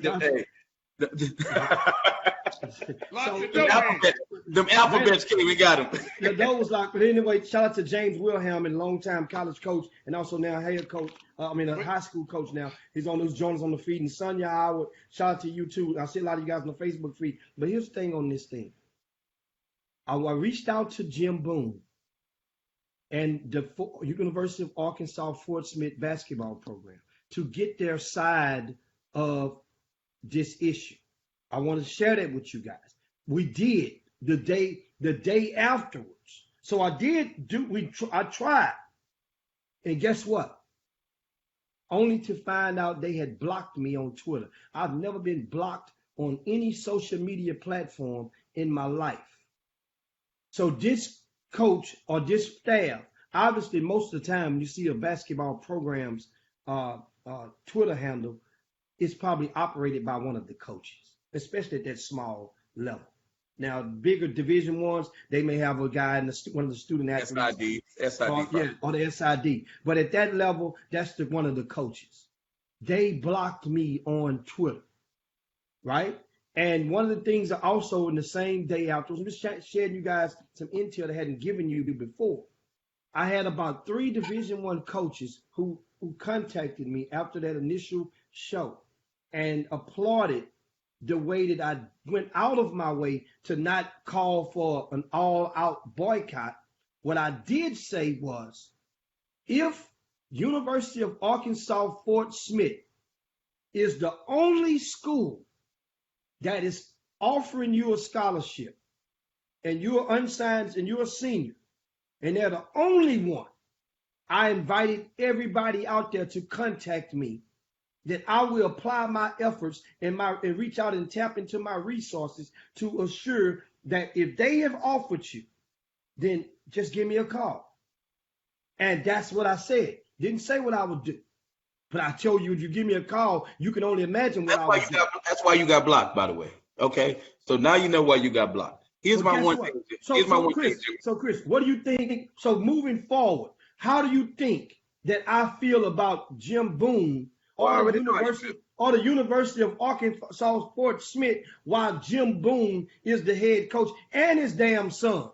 Why do you think? I already know how you feel, but let me ask you a question. And they have a kid from Houston on that roster right now. Well, you know what I want to know? How the kid from Houston feels, because the kid from Houston may love Jim Boone. But let me say this one thing. You made a point. I know I hit Hatter about going into this other subject that we got to talk about, because he blew my head off yesterday like crazy. Jimmy, you made a point to talk about the lawyer saying that he had no more eligibility. Where are the parents refuting that argument? You called out his years on the internet. We talked to another person that was close to the situation, and I've heard one refuting of the fact that he has eligibility. So the fact that he may need this as a way to get an extra year or a waiver has not been countered yet.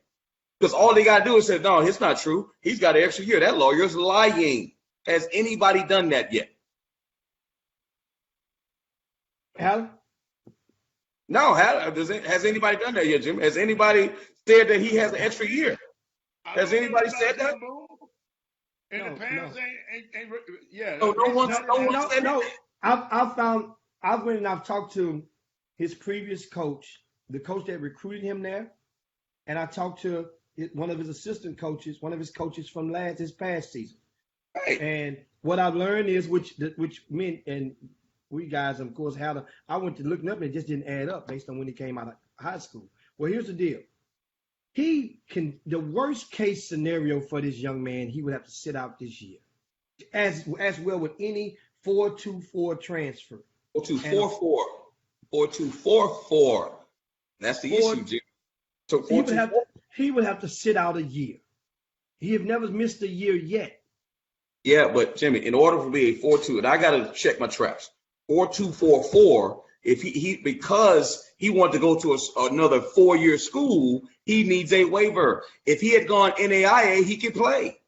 he could play right now, but because he went to another 4-year school, which was near his house, as explained to us, he needs a waiver. That's the problem. And So Chris, that's what the and Chris, lawyer's saying. What's and, that? and Anthony Weston said maybe their attorney is telling them not to speak. Okay, that's fine, but the fact still remains that because he's a 4.244, he needs a waiver as opposed to going NAIA, and plus he wanted to go to a place that was near his home, and he needs an NAIA school so he can play immediately. That's the problem. Okay. Anyway, I got a question. What Yeah. is you talking about? I chopped you up about which subject you talking about? Antonio Brown. I didn't chop you up about that. Antonio Brown. I didn't talk to. You know what's so unique, Chris? I don't know. I mean, people on Facebook. I posted a picture this weekend, and I said, "Ladies and gentlemen, I present to you, Mr. and Mrs. Kristen, and Brittany Taylor, right?" And people didn't really know what I was talking about. A lot of people said, "Congratulations" on the tweet. They didn't realize that was Brittany Taylor. And Jimmy, and I apologize because I should have. I should have known I was gonna know somebody who knew this girl. And I didn't even pursue it at all. I'm sitting here minding my business on Saturday. Jimmy, you was at your funeral. And I said, somebody texted me and said, "Robert, that's so-and-so's daughter. I mean, that so-and-so's son is marrying her." So me and so-and-so were great friends. So I called. And that happened to be her grandson that was marrying Brittany. Matter of fact, the picture that I posted on Facebook, it would be on social media, it would be hard pressed because I looked all over the internet to find another picture like that. That's the only one because they weren't allowing press in. Press, I guess, all the press was there. But this young lady happened to be from Memphis. And guess how I knew she was from Memphis? And Anthony Fobb, I apologize a million times. Anthony Fobb sent me a link of her at LSU and said, "Hannah, she from Memphis." Fobb, I did not call nobody and ask anybody about it, and I just didn't. But I told Chris Walker this weekend, the young lady is of impeccable character. Talked to several people who know her. That's not the Brittany that they painting on TV. I said, okay. And Robert, it's a smoking gun. And Robert, it was an eyewitness to some of this stuff. And now, that was on Saturday, right? And now Monday morning, it's coming out, Chris Walker, that it is a smoking gun. His cousin, Marquise Downtown Brown, who been catching all the passes from, this is just a report, who been catching all the passes from Lamar Jackson. Hollywood Brown. Hollywood Brown, that's his brother, that's his cousin. He was present. I don't know which incident, but he was present. I was also told. But I had a report. Was he present? Was he present to help help Antonio? No, he wasn't helping. He wasn't helping, but he saw it. He saw. Then it's other women. And I found out that Brittany is, I'm sorry, I said Downtown Brown, Hollywood Brown. Brittany is also, because Brittany considered her, and y'all hear this, because you're not going to hear this on the news. Okay? Brittany considered Antonio Brown her friend. Her friend. That was her dude, her partner. That was her. They went to college together. That's how she considered him. Now, how he considered her is a whole different matter. And she befriended his, I'm trying to get it right, the baby mama that Antonio Brown was supposedly beat up. Her and Brittany became friends. So Brittany know where a lot of the skeletons were buried. Now it's coming out. Now it's coming out that it was a settlement. They've been negotiating for months, $1 billion, Jimmy. trying to get this thing resolved. Saying, Get what okay, resolved? this That she matter would, resolved. that she wouldn't say anything so she can get her bread. She wouldn't have said anything. But that's why somebody told me today, this not her. Somebody told me today that this man might be mentally some wrong. I hate to say, because it happens. It happens. And because of the way he handled this whole situation, this stuff could have went away, and he didn't want it to go away. And it's just unbelievable that to me, y'all. But thank you, Anthony Fobb, that I even know. I don't know the girl, but I know her husband's father. I don't even know the husband, but her husband's father is a kid that I knew when he was younger, and because I was. Can I say this, Hatter? So on ESPN Frontline right now, they talking about Cristiano Ronaldo and the rape case he's involved with, the allegations. Yeah. The girl signed what she tried to get, what Antonio Brown, what Brittany Taylor was trying to get him to sign before she came out with it. I think the girl signed at $375,000, and she broke the agreement and brought it out anyway. Mm-hmm. Even though he signed it, he gave her the hush money, she still brought it out. Well, I'm not familiar with that situation. So let me ask you a question, Jimmy. Uh-huh. Does it make her look less credible that she tried to get $2 million out of him? Because you said before, Jimmy, because in this case, it was nothing less than $50,000. In Brittany Taylor's case, it was nothing less than $75,000. Now we didn't found out that she was trying to get $2 million, and it didn't matter if he did what he did on her back if she got that $2 million. It didn't matter if he did what he did in that room if she got that $2 million.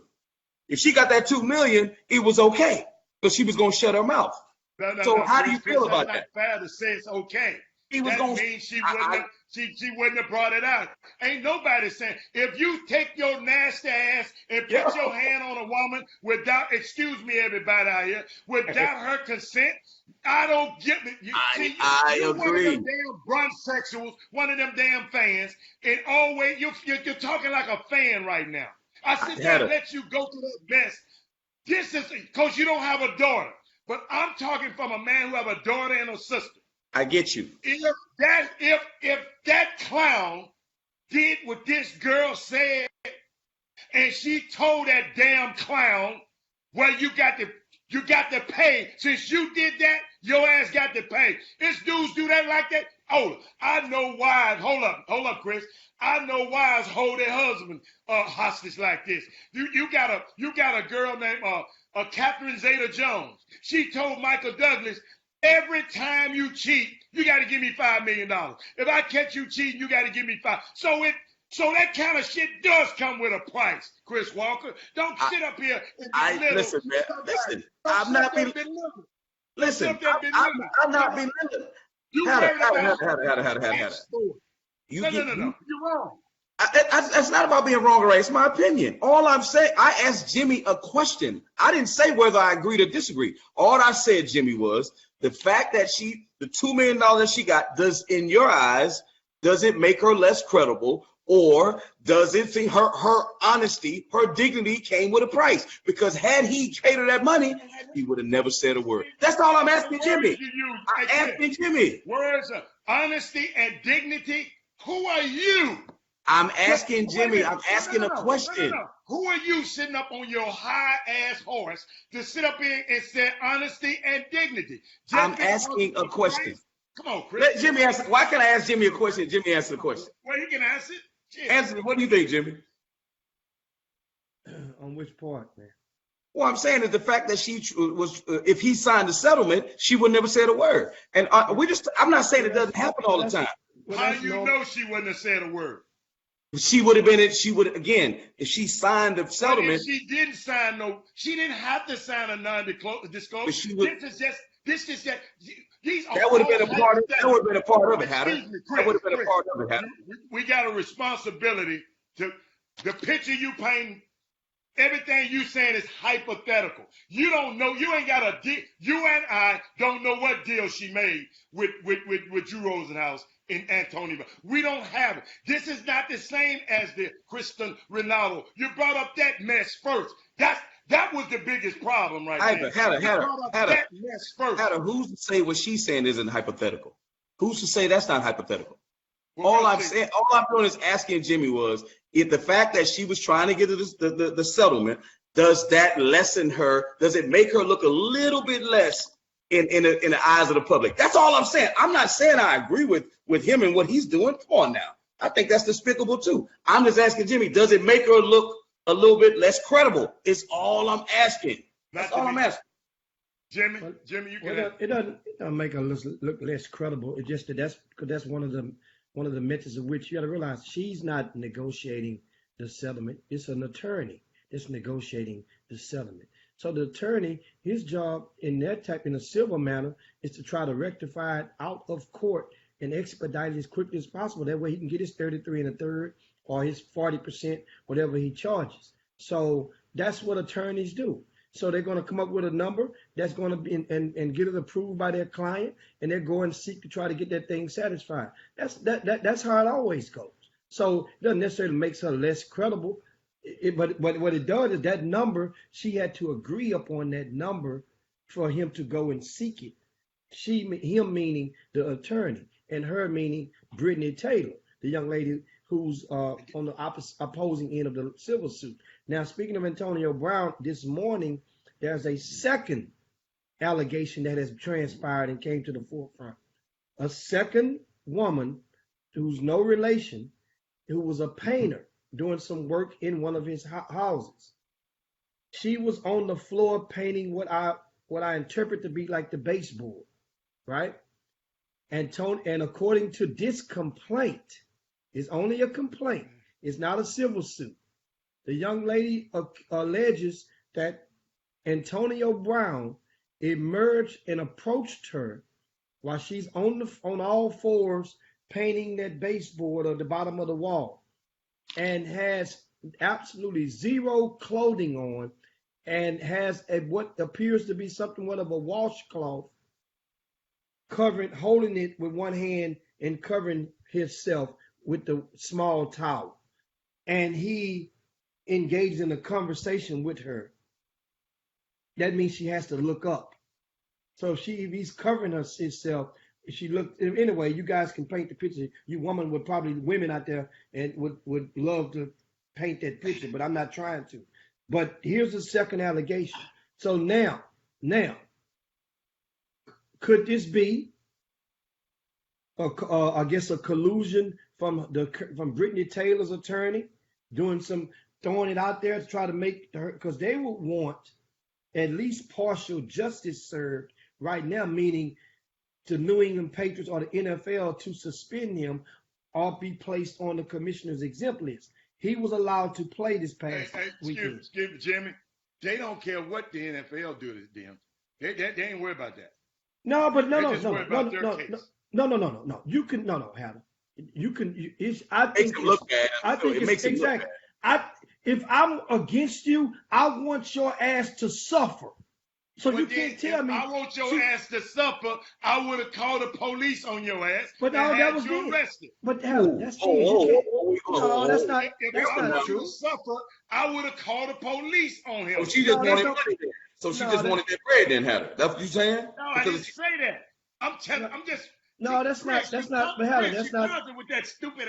Come on, Jim. But Hannah, that's not always true on the calling the police part. That's not always true. That's not always true. But you just said wanted him to suffer. Right now, I say want him to suffer. Meaning that if I'm against you, I want you to suffer from all angles. That means I want you to get hit by a car. I want lightning to strike your ass. So get hit by a car. So going to jail ain't in there. That's what you telling me. This is not going to jail. It's a civil case. It has nothing to do with going to jail. Hit by a car. You said get hit by a car. I'm giving you examples. I'm giving you examples of suffering from me, not from that woman. I don't know her. If I'm against you and we're on opposite sides, I want every piece of pain to be incurred upon you. So going to jail ain't no pain. But it's not a criminal case yet, though. He could end up in jail, but but I not said yet. she could have. Forget it. But why didn't she though? Why didn't she? No, but in all likelihood, understand something. Have either one of you guys ever asked? First of all, this is something that I've engaged in, a conversation I've engaged with.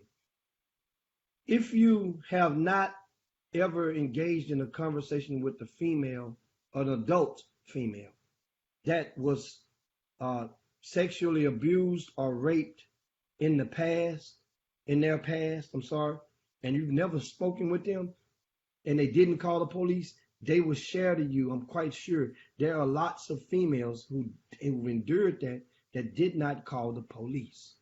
And I'm just going to caution you guys to just don't go there unless you've spoken with a female that has been in that situation to get their side as to why didn't she call the police. I've spoken with some, of at least 3 in that situation, not just now because of Antonio Brown. Since you got that vast knowledge, what did they say why they did it? The most common denominator was a fear.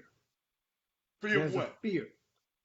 There's a fear that if something would happen to their kids, something would happen to somebody in their family, or some type of retaliation would come from the culprit.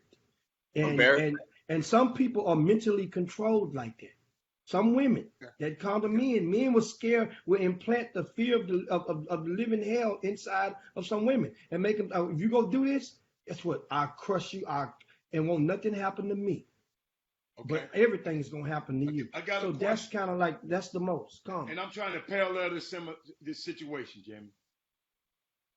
Brittany Taylor, she didn't go to police, right? But she put her name. Usually sexual assault people don't put their name on it until later. They just call it a victim. Sometimes you don't hear about the victim's name till later. She's put her name on this one. Immediately, we knew exactly what she was. That's why Bob, I never forget, Bob called and told me about it. And I said, wow. So but I just don't want nobody just because you're getting them. So she didn't hide from it. I don't think, then I saw people one day talking about the boyfriend. It ain't gonna be they had a great wedding. Great wedding, great reception. I know people that were there. I'm just trying to and guess what? She's right now, as we speak, they're talking to Roger Goodell right now. They're spending their honeymoon up in New York talking to Roger Goodell. So I don't know what's going to happen in this situation, but I know the first day we brought it up, Jimmy, all the women were saying, everybody was siding with Antonio Brown. This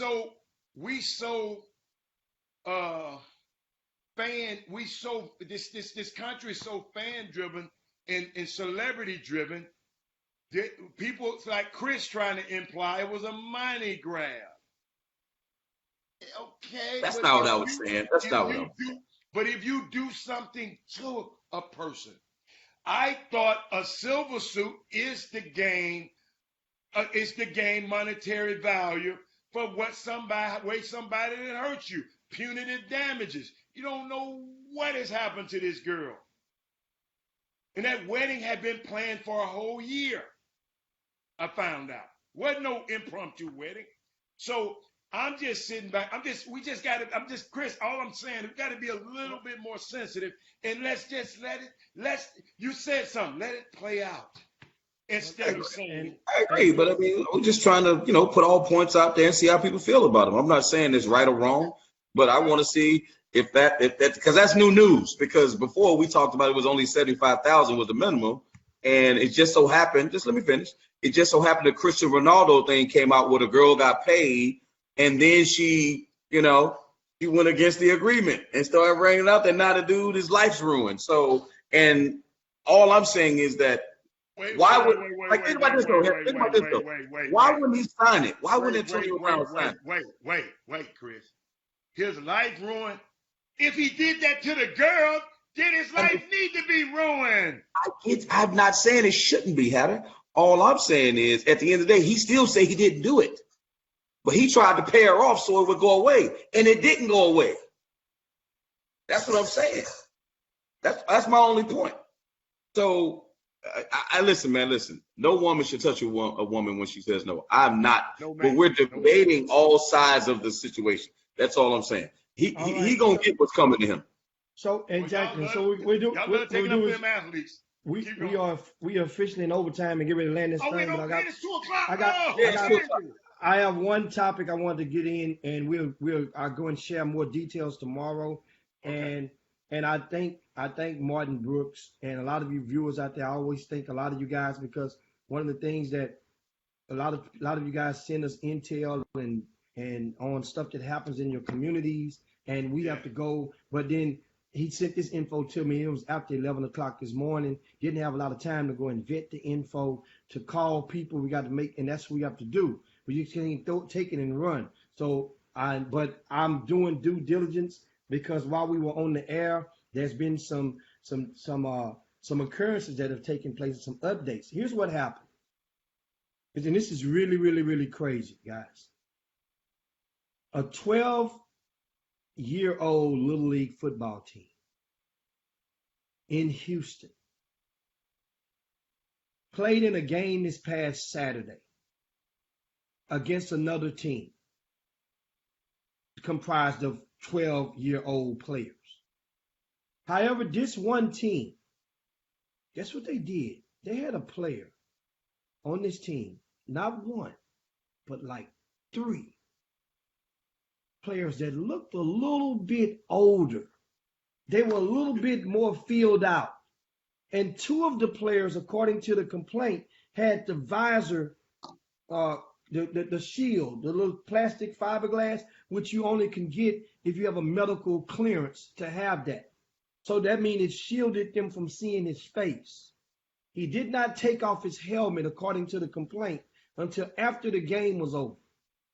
Now this team, this one player scored all 31 points for his team. It was 3 of them, later to learn. This thing is really, really serious. The name of the team is the Ellington Rams.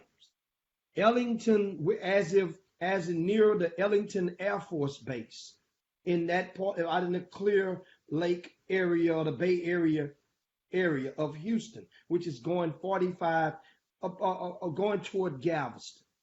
Once again, a Little League team of 12 and under players allegedly played 3 players that were in high school.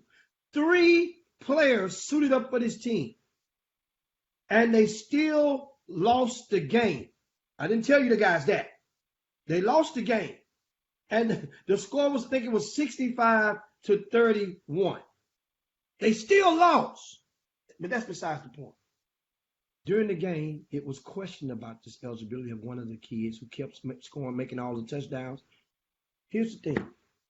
If that was your son that played on this field, once again, let me insert. If this was your son on the opposing team, because this young man played both ways, all 3 of them played on both sides of the ball. Let's say your son is running the ball, and this one of these high school kids hit your son with enough force of a 16-year-old hitting an 11 or a 12-year-old and causing him to go to the hospital. What if that was your son? Yeah, but they lost. They lost. Chris, we're talking about hitting his son hard. We're talking about. I'm just figure out how good could they have been. My God, they lost. I mean, that's some sorry 16-year-olds, boy. No. See, just you're missing. You're not listening, Chris. These are 12-year-olds. I understand that. I understand that. And he's with some 16-year-olds. Understand this. The thing is, the first layer is the integrity of a lot of youth coaches out there, and who goes for you to go and get a guy. Now I can see 1 year older, 2 grades old. In case you guys didn't know, a 12 and under kid, a 12-year-old kid is the 6th grade. Now, so while we've been on the air, I'll read you guys a statement that was just released from the Bay Area Football League. Jimmy, that's a long statement. I just read it. They And don't condone it. They just don't condone it. I know you're gonna read. That's a long statement. Adam, if that was your son So on I'm just the telling you, post, it's a long statement. if that was your With son, my son, I'd be over there. I'd take him out the league. That's all. That's all I do. But I'm telling you this statement. Go and read the statement. That's a 10-minute long statement. But go and take. that's not a 10-minute long statement. We in overtime. He only went 10 minutes past the hour already. The Bay Area Football League was made aware on Sunday that alleging that one of the chartered clubs, the Ellington Rams, allegedly played illegal players during Saturday's competition.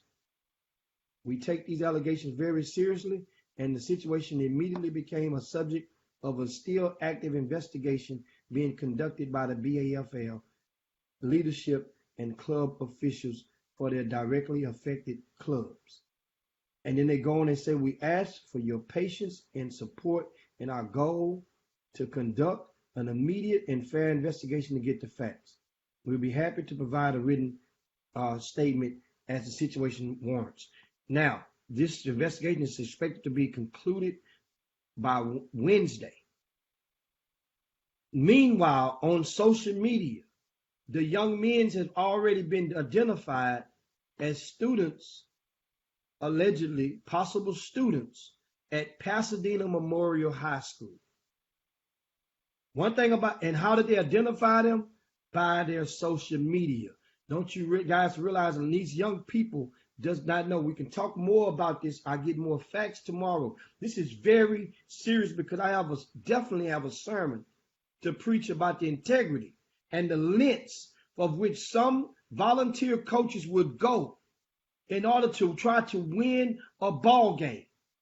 The lengths. But meanwhile, the social media. Inform your kids, guys. Inform and teach and make your kids understand when they take a picture and put it on social media, they have the Facebook that we're on right now has an image identity software logarithm. That means if you're on a picture and they see your face, it can let you know. They can search your name or your face off one picture and it can grab you on every other picture that you've been on. That's how they found this young man. A high school 11th grader, one of them, two of them are in 11th grade, allegedly, playing against 6th graders. That's the equivalent to an 11th grader playing against from a football game against 22-year-old men. Guys, I'm just. I know it sounds crazy, Jimmy, but that's how I learned how to play football, playing against older dudes. I'm gonna keep 100. That's how I learned how to play. I learned how to play in the village where I grew up in the hood, Stanlot. I learned how to play against high school kids. They used to crack me, hurt me, but that's how I learned how to play. I'm not saying it's right or wrong, but that's how I learned with no pads on. With no pads on. That's from the guy that has no biological kids, guys. I hear you. That's how I learned, though. But that's how I learned, though. That's how me. How about this? That's how me and a couple other kids learned too. Chris, we all played at some point. A lot of everybody watching this thing that's over 45 years old. We've all played tackle in the grass, touch in the street. We've all played park ball. This is different. This is very different. Because what? Because in park ball, you have the option of not. If I know that big guy's coming toward me, I don't have to let him hit me like that. I can lay my ass down. We've all done it. If Big Pookie is on the other side, he's suited up. Big Pookie coming, he ain't gonna hit me. I'm laying down. You can still lay down and tackle and pop one. You can still lay down. Chris, we got some people. Jimmy laughing and messing around. We was in a league where, you know, if you're over a certain poundage, you can't run the ball. You can just play. Okay. But the other team got so slick, he had two of the biggest players in the world. And they was big and strong and fast. What he would do, he found a loophole in the rule, Chris. If you fumble the ball, the big guy can pick it up and run it. So they used to intentionally fumble the ball so one of they big guys can pick it up and run it in because couldn't nobody tackle the big old guy. That's a smart coach right there, boy. That's ingenuity, boy. No, but that's stupid. If that's the rules, that's crazy, though. I mean, I get it, but I mean, at the end of the day, that stuff, man. That's yeah, crazy. please talk more about that. The story is the social media part. That's really what the story is. People do that older stuff all the time, but the story is the social media part, how they got caught. To me. I mean, it's unbelievable. That's what the story is at.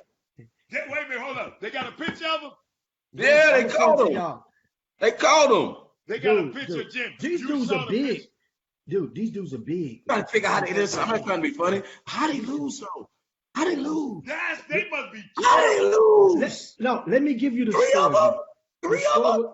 Was 65-31. The South Houston Trojans beat 12 of them, Jimmy. beat the Ellington Knights, right?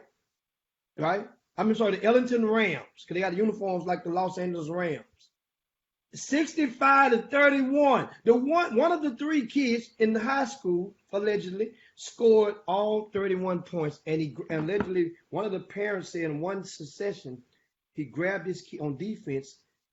Did one of these young men, the illegals, the non-eligible players, grabbed his son and gave him a horse collar tackle, and you could tell that was not a 12-year-old tackling.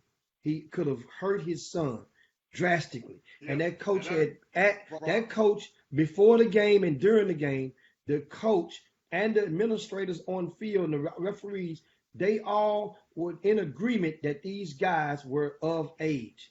And that's the part where the hammer should be held down. And it should be noted. Let me tell you something. Really and truly, you want it to stop. It's like rules in anything. We talk about NCAA. You want it to stop, enhance the rules, enhance the punishment. If you enhance the punishment and somehow some legislature can make it where if a summer coach or a volunteer coach goes and knowingly plays an illegal player, it should be a Class C misdemeanor. Well, they don't have it doesn't make sense like a summer tournament. They should have identification. They should be able to check in. It should be a check-in system. They should see his face. That shouldn't even be allowed to happen, man. That's insane. They got to do a better job administratively and clerically on that, because that's crazy. I got some information just hot off the press. Uh-oh. No, it ain't bad. Orlando Magic just exercised the option. I can't wait for Chris to say this. Of number one overall pick, Markelle Fultz. Oh my God! Oh my God! Stealing money without a ski mask. Hold on, before Chris even say something, understand something. Due to the fact that is news, makes it a wow moment of what the hell of the day. Just the fact that, think about it, the former 3 years removed, 3 years removed, number one pick in the NBA draft, for you to for the team to have to announce that they are going to news, man. It's news. I know it's wild. He has done nothing. He has done nothing since he's been in the league. He didn't play the first 2 years. Instead of giving you an extension, which usually he's done nothing, Hatter. You know he hasn't done anything.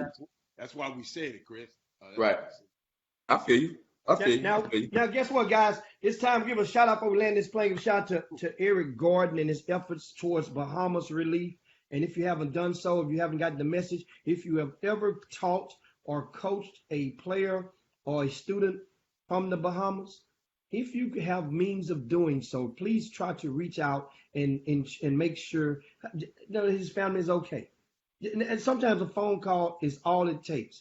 If you've taught or coached a young man or woman from the Bahamas, Eric Gordon has established a fund, and within hours he had raised at least $50,000. That number is rapidly increasing because Eric Gordon he resides over in the Bahamas during the off season, and the Houston Rockets, they have a trip over there annually that they take, and he has accrued a lot of friends over on the island. And let's get him on the Top Shot. So want to give a shout to Eric Gordon, man. Way to go. Especially after you recently got that 5-year extension, for $90 million. Is he gonna match it? He gonna match it, right? You said he's gonna match it. Whatever we do in the GoFund, he gonna match it. That what you said? I don't No, know. I mean, that's what I would say if I was him. So, That's what I would say if I was. But the Oh, act that he Jimmy, did, my starting five today. I forgot I was going to tell y'all that. Derek Johnson, Newt Johnson, Troy Callahan, Clarence Harris, and Michael Smith. shout out to you guys, man. The starting five. Thanks. Hope you guys enjoyed the overtime segment. We come back on tomorrow, 22 hours. Chop Shop. Make sure you share the show. Not enough of you guys shared the show today. But anyway, it's time to slide down Dino's back. Chris. Guess what? Hey, the champ is here, baby. The NFL. Guess what? Guess what? Call me Jimmy. Ginsu. Jimmy the Oh, Ginsu. my God. Chop Shop. Ginsu. Chop Shop. Out of here. Ginsu.